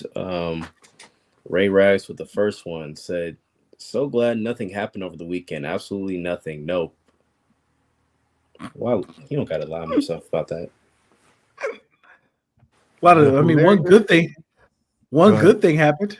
Well, you know what I'm saying? The Cavs won? For me. One good thing happened for me. Cool. And the Cavs won. That's also a good thing. All right, the second super chat. If Dallas ends up with first overall in the lottery, there would be so many conspiracy theories. Oh, if the Mavericks got the first pick? Yeah. I didn't specify. They won way too many games to get the first pick. Way too many games. Who's the first pick this year? Is it Cooper? Yeah. Cooper Flag? Yes. Capture that flag, baby. Capture that flag. Hey, he's going to be great. All right, the third one is from Ray Rags. From all reports I've seen, the organization was fed up with Luka, so it sounds like Nico hated this dude and called up his old friend. This feels like a bigger version of the KG to the Celtics. See, I said that earlier. I've said that. I feel like this feels like long time Boston Celtic Hall of Famer Kevin McHale, who was the general manager of the Minnesota Timberwolves at the time, traded Kevin Garnett to the Boston Celtics and not letting any other team get involved. Is this package better than getting Al Jefferson, Sebastian Telfair, Gerald Green, and Theo Ratliff, and then a first-round pick, and then another first-round pick? I would argue that's worse. They got 2 first-round picks. Shit, at least the Mavericks got Anthony Davis. Read off the players, man. Would you rather have? He's not a bad player. He wasn't a bad player. He wasn't Anthony fucking Davis. And Gerald Green was super young at that point, right? Yeah, also not Anthony fucking Davis. So we didn't know what Gerald Green was at that point. 2 firsts. Hey, man. He could not have been that annoying. Like, you know how crazy a trade has to be where you get Anthony Davis back and people are like, "What the fuck are you doing?" Like, you know how crazy that shit has to be. You traded Luka. Man, there's like 95% of teams would kill to have Anthony Davis. What's the next super chat? Oh shit! All right, another super chat from Ray Rags. They might have trusted him after the Kyrie trade worked out when Kyrie's stock was at an all-time low. I guess he's talking about Nico Harrison. Let's see. Was he the dude who let go of Kristaps? Yes. Yeah. He traded Kristaps, yeah. He also, I believe he also traded Jalen Brunson. No, let Jalen Brunson walk the free agency. I mean, this dude's resume is not looking good. Like, damn, this is, bro. The Mavs had Luka, Brunson, and Kristaps Porzingis on the same team, and the crazy thing is the Mavs almost in this point they almost make the finals twice, right? They made the finals last year, and then they almost get to the finals in 21, the year they demolished the Suns. I think the year before last year I want to say they made the conference finals. I remember every time the Mavericks have made it to the conference finals, it's been a surprise. No, it wasn't the year. It wasn't the year before last year. I forget. I don't think they ever got close. I don't know if they ever got close with Luka. No, they definitely got to a. Hold on, let me see. 2022. I remember they got close one of these years. So 2022, they lost in the Western Conference Finals to Golden State. Oh, that was the Golden State year. That was Jason Kidd and Nico Harris in charge, and that was that's back when they had all them Eastern European guys on the roster. Yeah, see. Frank Ntilikina,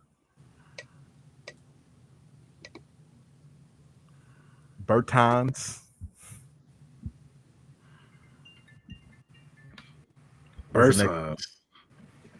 Yeah, Davis Bertans. Oh man. Yeah. Ain't he on the Thunder now? I don't know what team he's on. He's on the CHO. Oh, that's not good. Charlotte.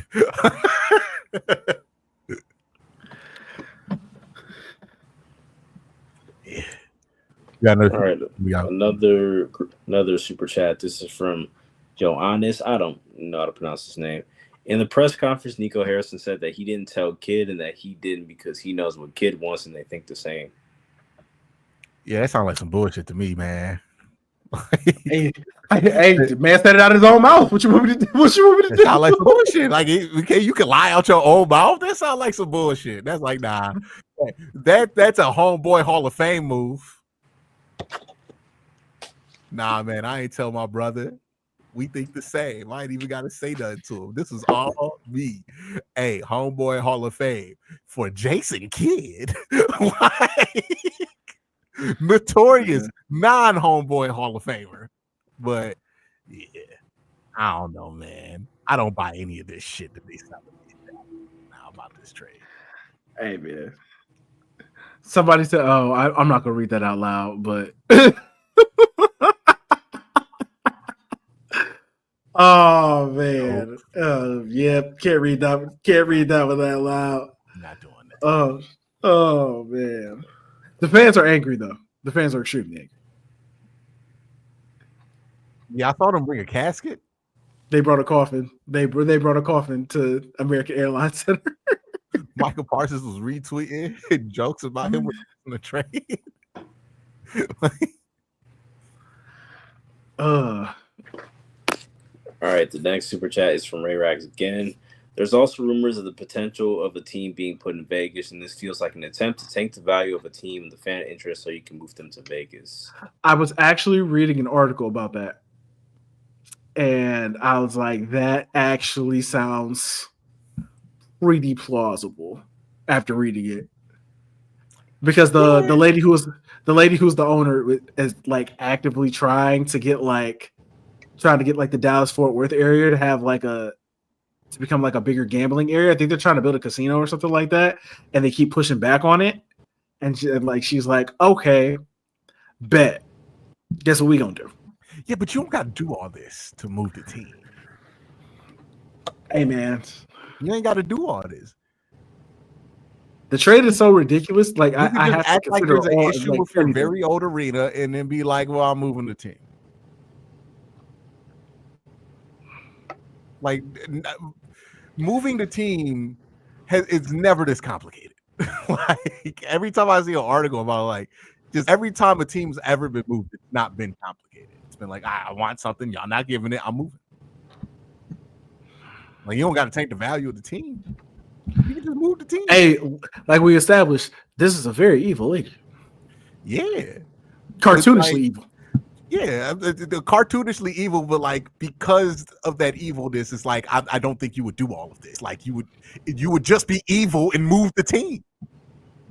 She was like, "Nah, I gotta destroy the spirits of this fan base." If you wanted people to like you publicly, and I'm like, that's just not what they're going for in Dallas. So like, this is funny. Like this is hilarious. Nah, like you just move the team if you want to do that. I don't know. This feels like it was personal. Like, LeBron, get him on the shop. We got any more?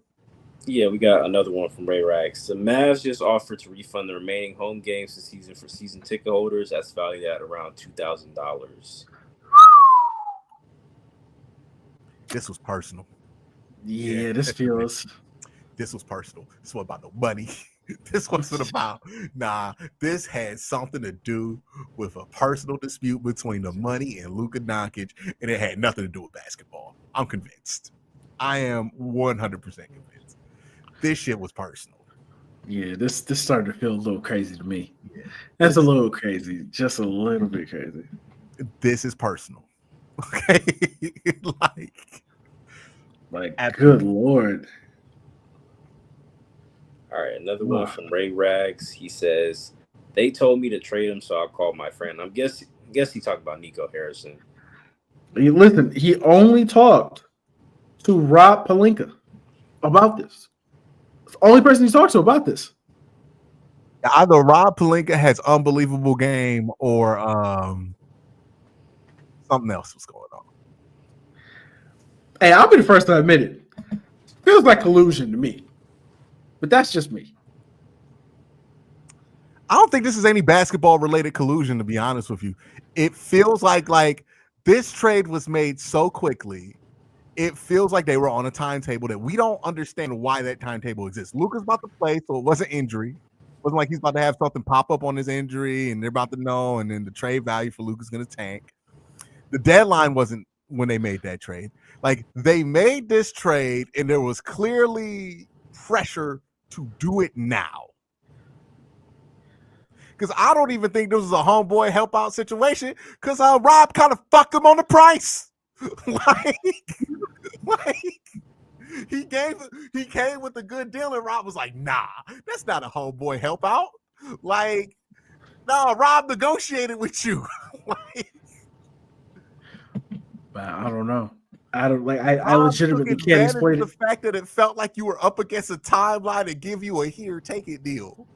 Nah, man, there was something accelerating this timeline. It only can be ownership, right? It only can be ownership. Listen, whatever the reason, I would like to thank that evil lady for helping my franchise. That evil lady. yeah. No, I'm not thinking that evil lady. Thank karma. Okay. Karma. Oh man. Yeah, it's something crazy. It's something crazy.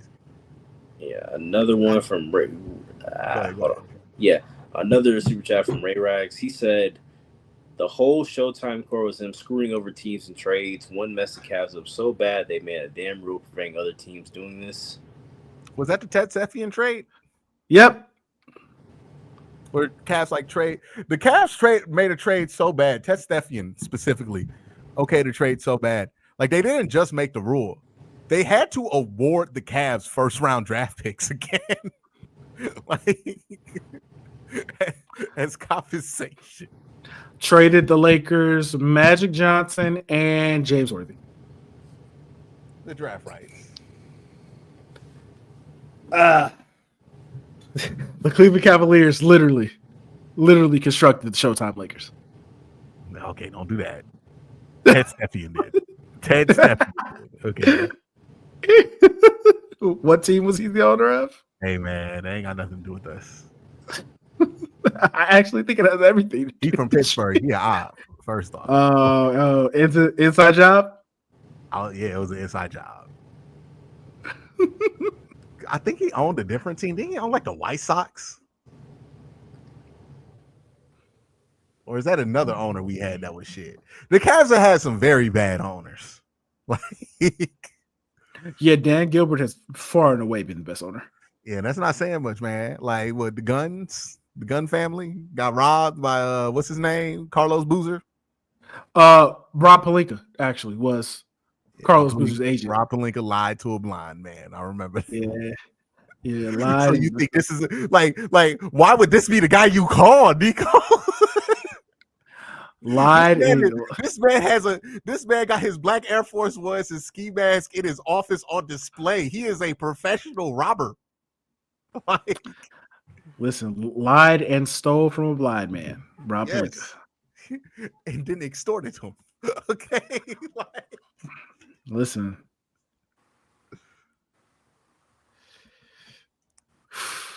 Man, our minority owners, man, it's gonna be awkward in a couple of years. It's Usher Raymond, it's Myles. Like, it's gonna be very, very, very awkward. Are we gonna get the Myles Garrett sells his stake in the Cleveland Cavaliers tweet? Are we gonna get that? Buys Dallas Mavericks stock?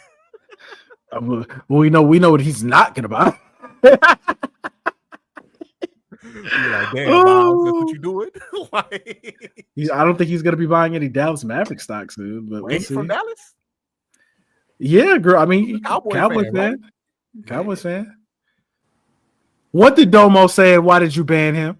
Man, I did. Man, it was ridiculous, man. Why you ain't let us see what Domo had to say? Because Domo been on some BS since yesterday, man. No, I'm not letting him get his little comments off, man. It was literally a Kyler Murray to Cleveland take. He called me out for having my two teams. Like, stop it. Oh, Domo's on a new quarterback? Yes, man. It's like every month there's a new quarterback. He's like, that's gonna be the answer. Because it was Jalen Milroe for a while. Now it's Kyler Murray and Matthew Stafford. Man. Oh yeah, Q. I meant to ask you, how did Jalen Milroe look at the Senior Bowl? I mean, like, look, I'm gonna be honest with you. None of the quarterbacks look good. He looked like all them other quarterbacks.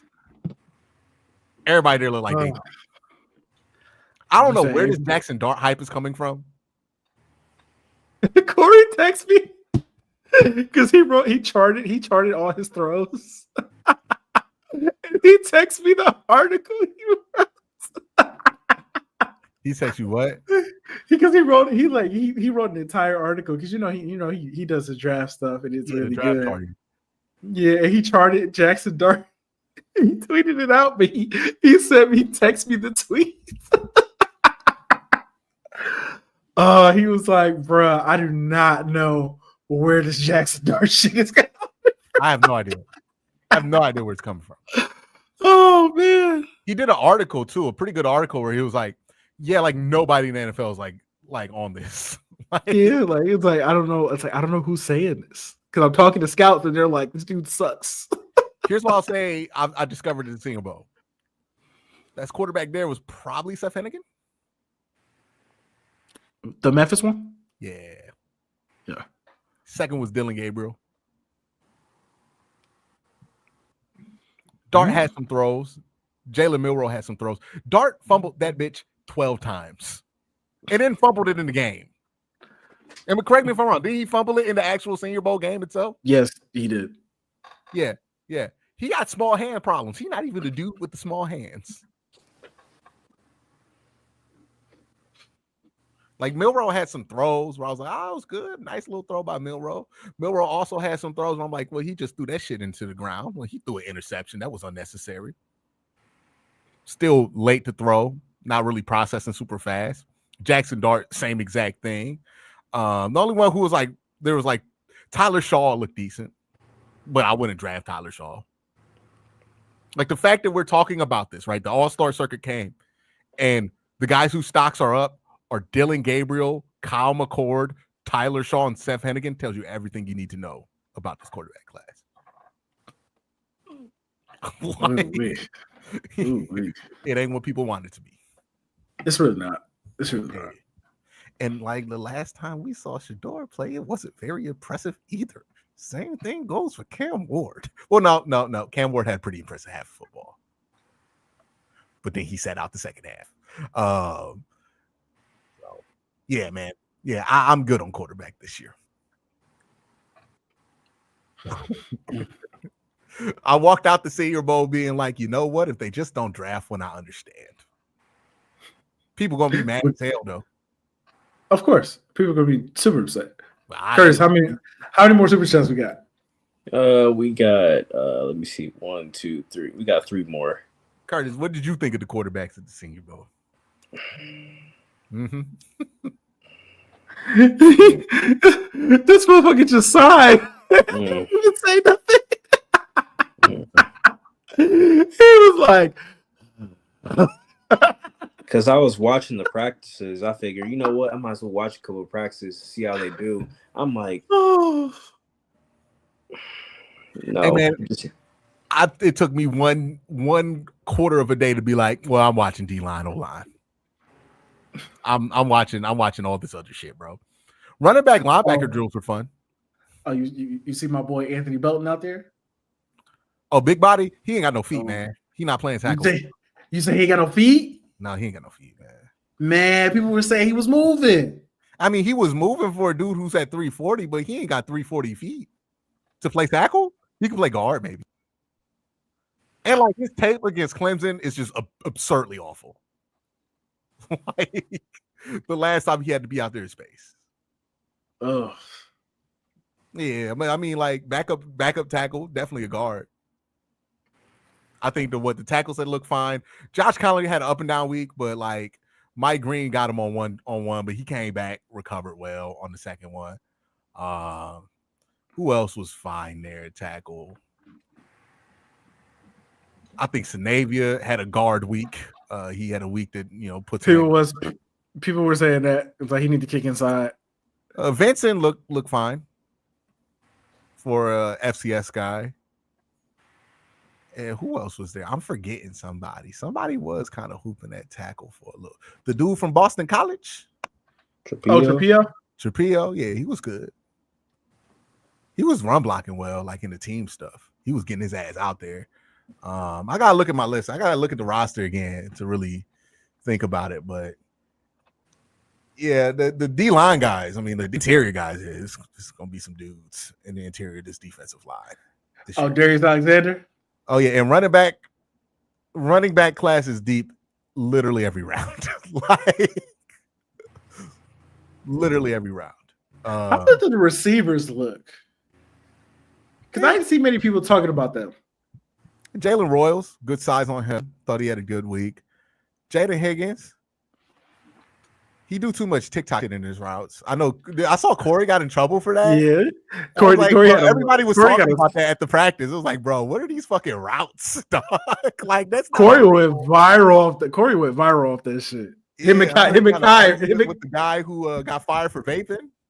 Yeah, Corey and Kai went viral.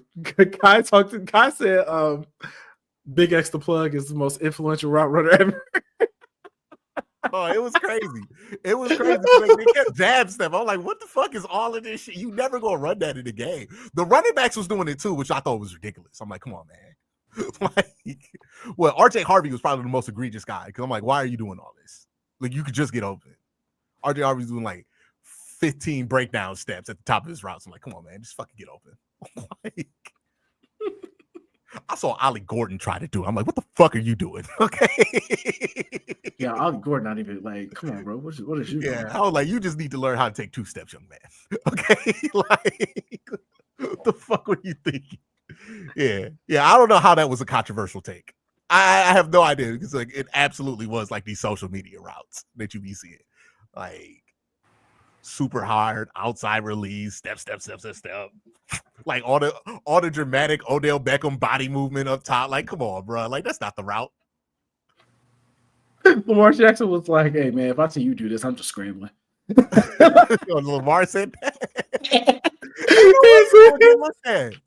It's like if I see, it's like I see. It's like he said, if any quarterback in the league see you do this, they go start scrambling. And then you had all these dudes coming out like, "Oh man, you just don't know ball. That's what we teaching on." Like, if you teach them that, you are having a quarterback to get sacked 100 times. Like, because he's just gonna be fucking sick. I don't know why he not just running the route. Like, why is he doing all this bullshit? Oh man, it was crazy. It was crazy. The fucking wide receiver routes were nuts.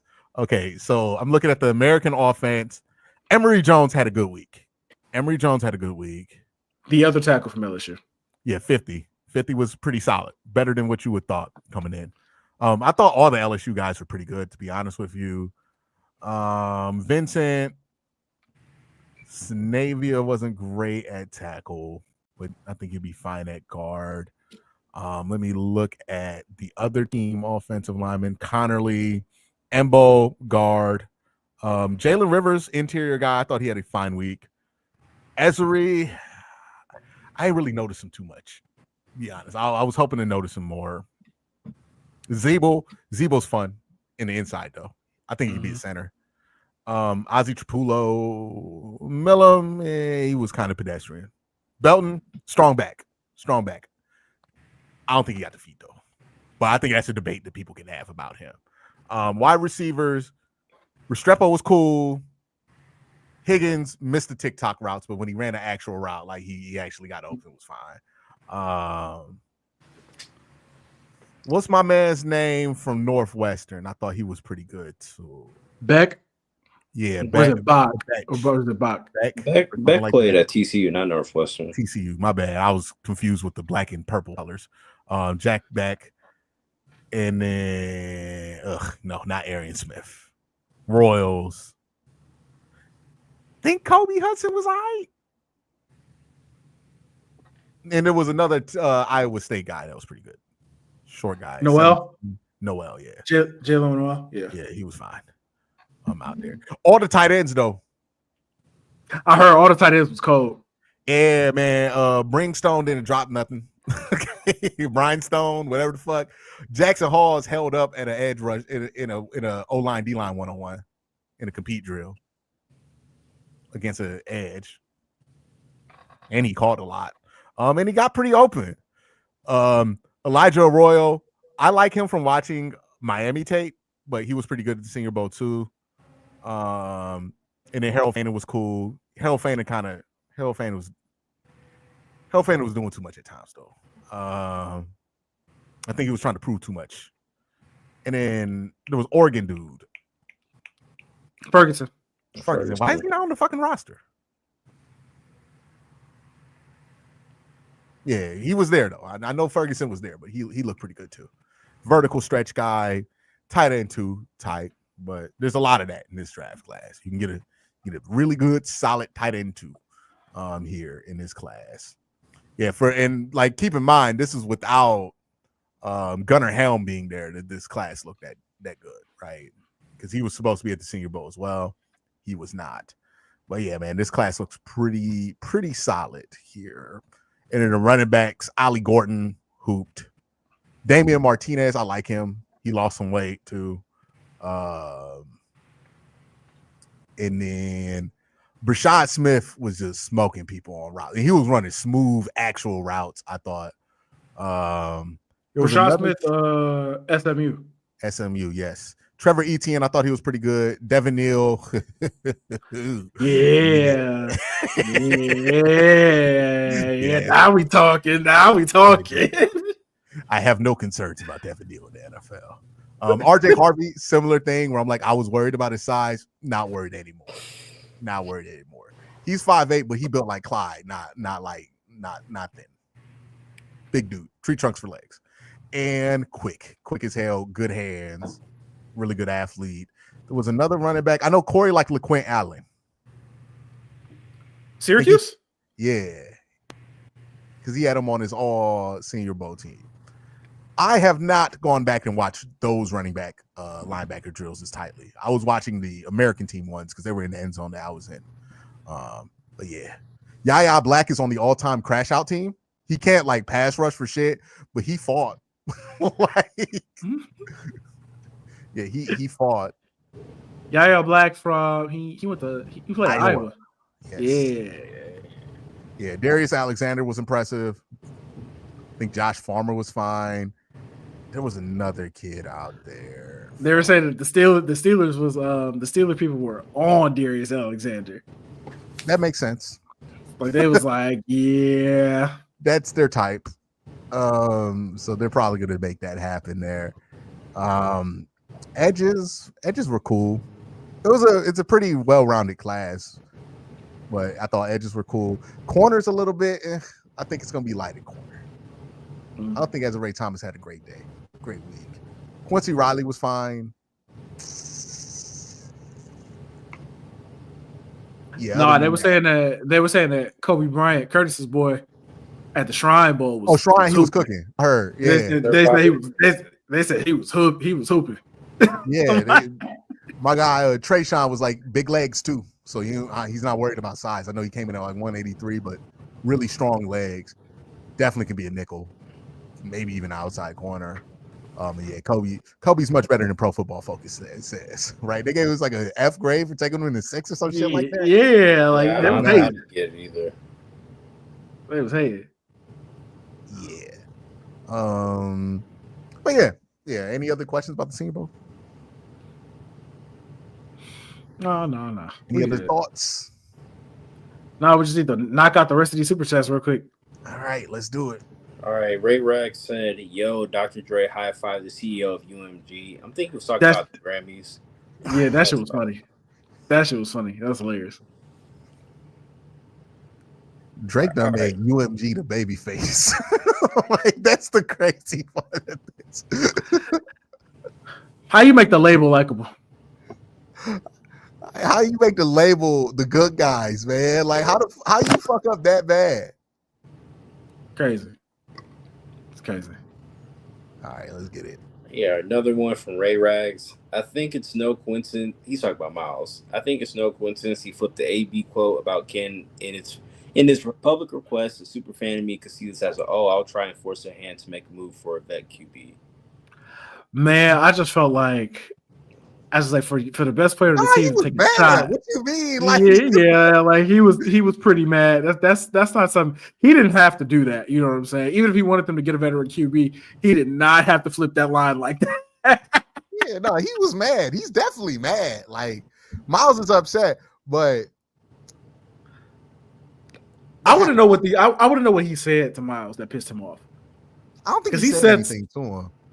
I think what he said was, I want to be out of here. He was like, no. And the conversation wasn't as long as Myles thought it would be. And it became very apparent that AB wasn't going to move on this. I think that's what happened, to be honest with you. Like, this is just two people smacking heads. And Myles wanted to go. And AB was like, we're not even going to consider trading you. So you might as well get used to, like, dig in, brother.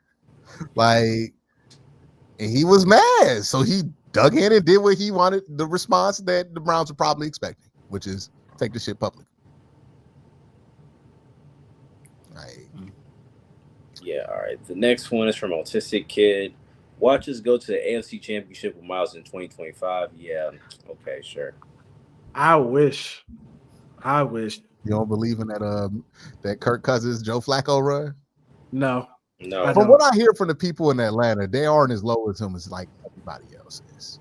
I will say that. Like, and then I think somebody just got broke that he was injured from week 10 on.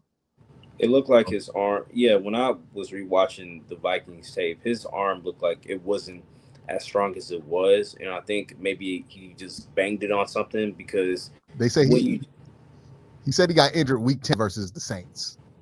yeah, I think that's probably it because against the Saints, it looked like the velocity when he threw the ball, it was like really slow for whatever reason, and that affected him because I think against the Raiders, he looked really shaky. I'm like, yeah, this is a deeper problem because there's no way he went from looking decent midway during the season to like this bad. So that probably explains it.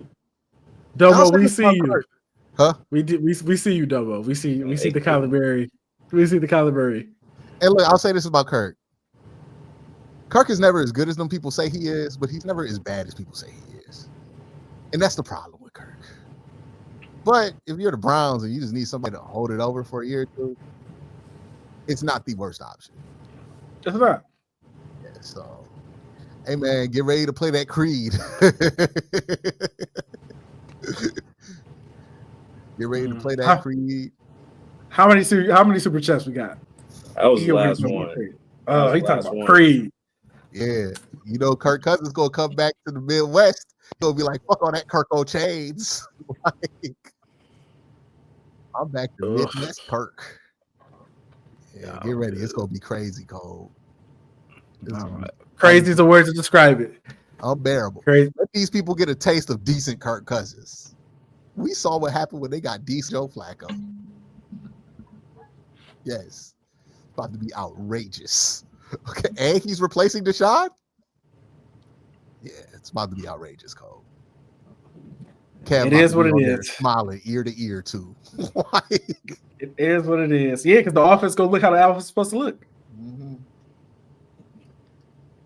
I ain't mad at it. Running backs. Not mad at it, man. Not mad at it. Hopefully Myles can lock in for one more year. He'll lock in. It'd be funny too, because I don't think he's gonna want to be traded once you trade him. Oh man, that'd be some spiteful shit. You finally win like 10, 11 games again. You trade Myles to fucking Jacksonville. See, the second time you brought up Jacksonville. I brought it up yesterday. Mm-hmm. You thinking about it? You thought about it. I played it to see. It was just the worst place I could think to send him. It's like I played it to see. He was like, you know what? It could work. Because imagine you wanted to win a championship and your team sent you to Jacksonville. Shouldn't ask for a trade. Yeah. Thing in the NFL though, you can't just hit free agency. No. So you want to leave? I'm gonna send you whoever give you the best offer. Yeah, I'm about to do you a favor and say you to Detroit in the middle of your prime. That's crazy. No, absolutely not. I already saw people like, let's just do right by Myles. Are you crazy? Fuck no. This is not the NBA. Like, what would you mean do right by him? No, dog. If he want to go, we gotta leave here with something. Like, I'm sending you to the worst possible team I can send you to, so that pick in 2026 is good. Me winning the championship, that's crazy. Like, yeah, man.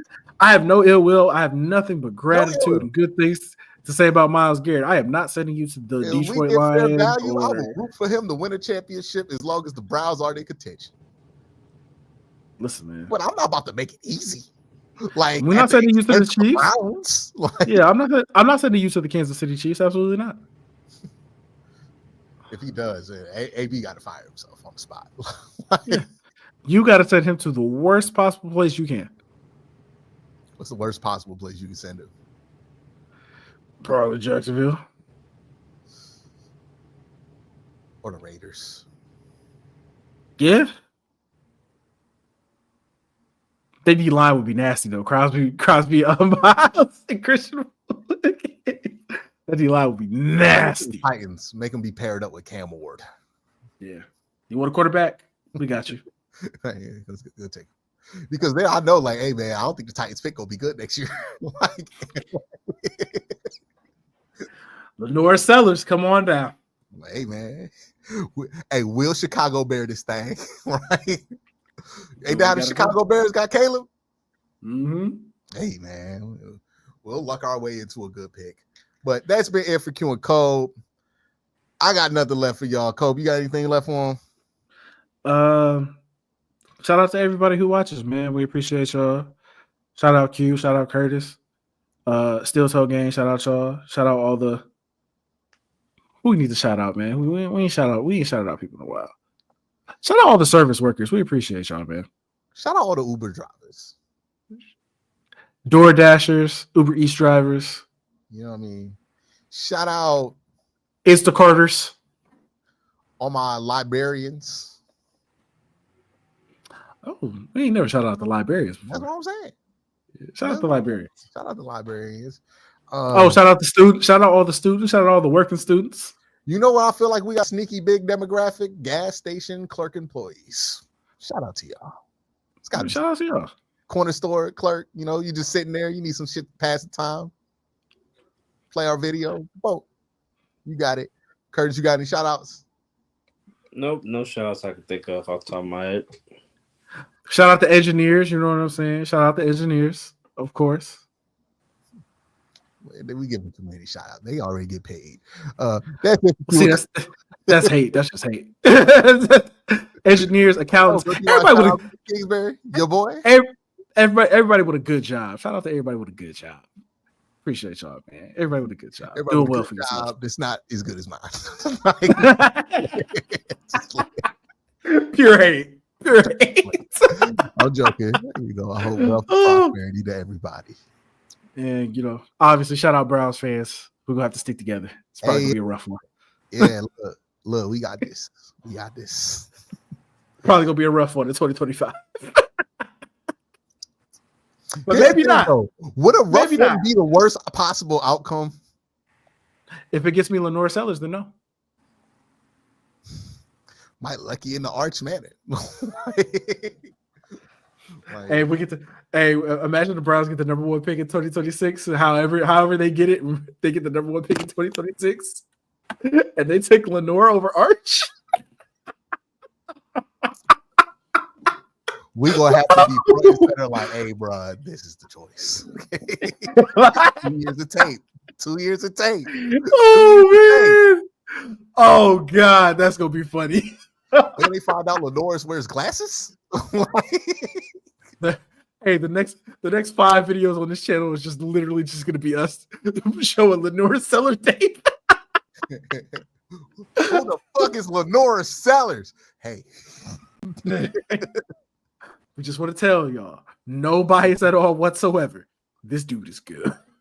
Hey, ask Dabo. Okay. Like this dude is spectacular. Ask Dabo Sweeney about him. Dabo, he had a game so good against Clemson. Dabo was like, that's the greatest run I've ever seen in my life. Okay, if Lenore Sellers is there and the Browns don't pick him, that might be the end for me. Somebody said Jimmy Haslam, who is a Tennessee booster, longtime lover of the Manning family, would have a heart attack. Hey, that's one of those I did not tell ownership what I was about to do before I turned that card in situations. He would fire AB on the spot. Like, AB, you a real one though. Hey, if that's his legacy, us get Lenore Sellers. Him and Kevin were like, look, we got to get Lenore's. One of us got to go. It's got to be you. Oh man. All right. I'll turn the card in. I got my bags packed. Oh, Jimmy would have a heart attack for real. That's also one of those things where people are like, oh, well, the Manning family would never let the Browns draft Arch Man. I'm like, yes, they would, dog. Yeah, they would. Money, Arch Manning. I mean, how much money Jimmy Haslam has put into the Manning family. Yeah, they're going to be fine. They're not going to have any issue with it at all whatsoever. But I'm telling you, Lenore Sellers just feel like a Brown. Oh, man, the fan base going from Kirk Cousins to Lenore Sellers. Hey. Hey. Ain't gonna be that different, to be honest with you. Like, Lenore Sellers don't really do that much different than he don't really have a much different personality than Kirk Cousins. Like, he not coming in with a rap song talking about I got APs on my. That's too much for Cleveland.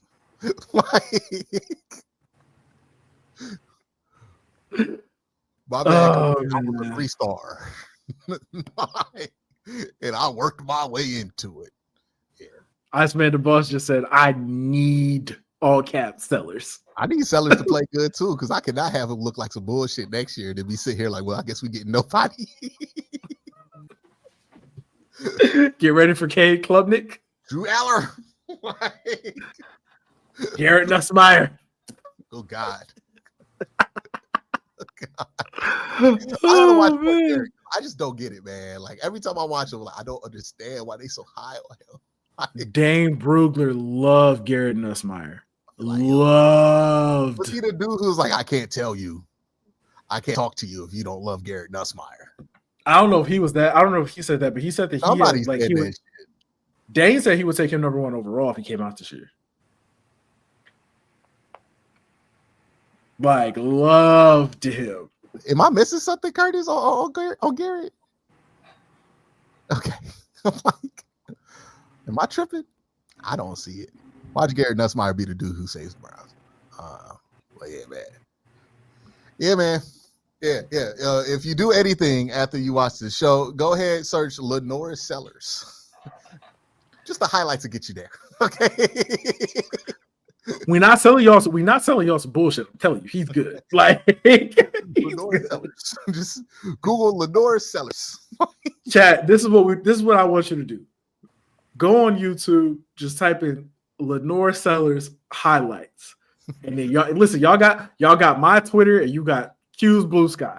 Let us know if you would rather have Lenore Sellers or Cam Ward or Shedeur Sanders. Just after you watch, just let us know. Search Lenore Sellers Clemson. Let us know. Just let us know who you would rather. Let me know how you feel. Because watch that. I know who I would rather have. Right. Y'all have a great day, man. It's gonna be hell. You're gonna hear all these people talking about draft Cam Ward, Shedeur Sanders, and then we gotta deal with Myles Garrett trade request bullshit. Hey man, if you're a Browns fan, I would advocate just taking a break from Twitter. Right? Not gonna be a fun place for you. Not gonna be a fun place. Absolutely not. It's really not. Just go on there, talk shit with the Cavs win, and just get the fuck out. That's what I do. Okay. Ooh, Cavs Celtics tonight too. Absolutely. And when the Cavs win, I will post, my once in a month tweet on Twitter, be like, I told y'all motherfuckers, and then I'm out. Okay. And then I'm out. Because, oh my God, the Cleveland Browns are going to have all the engagement bait in the world. Y'all have a great day. Have an even better night. Peace.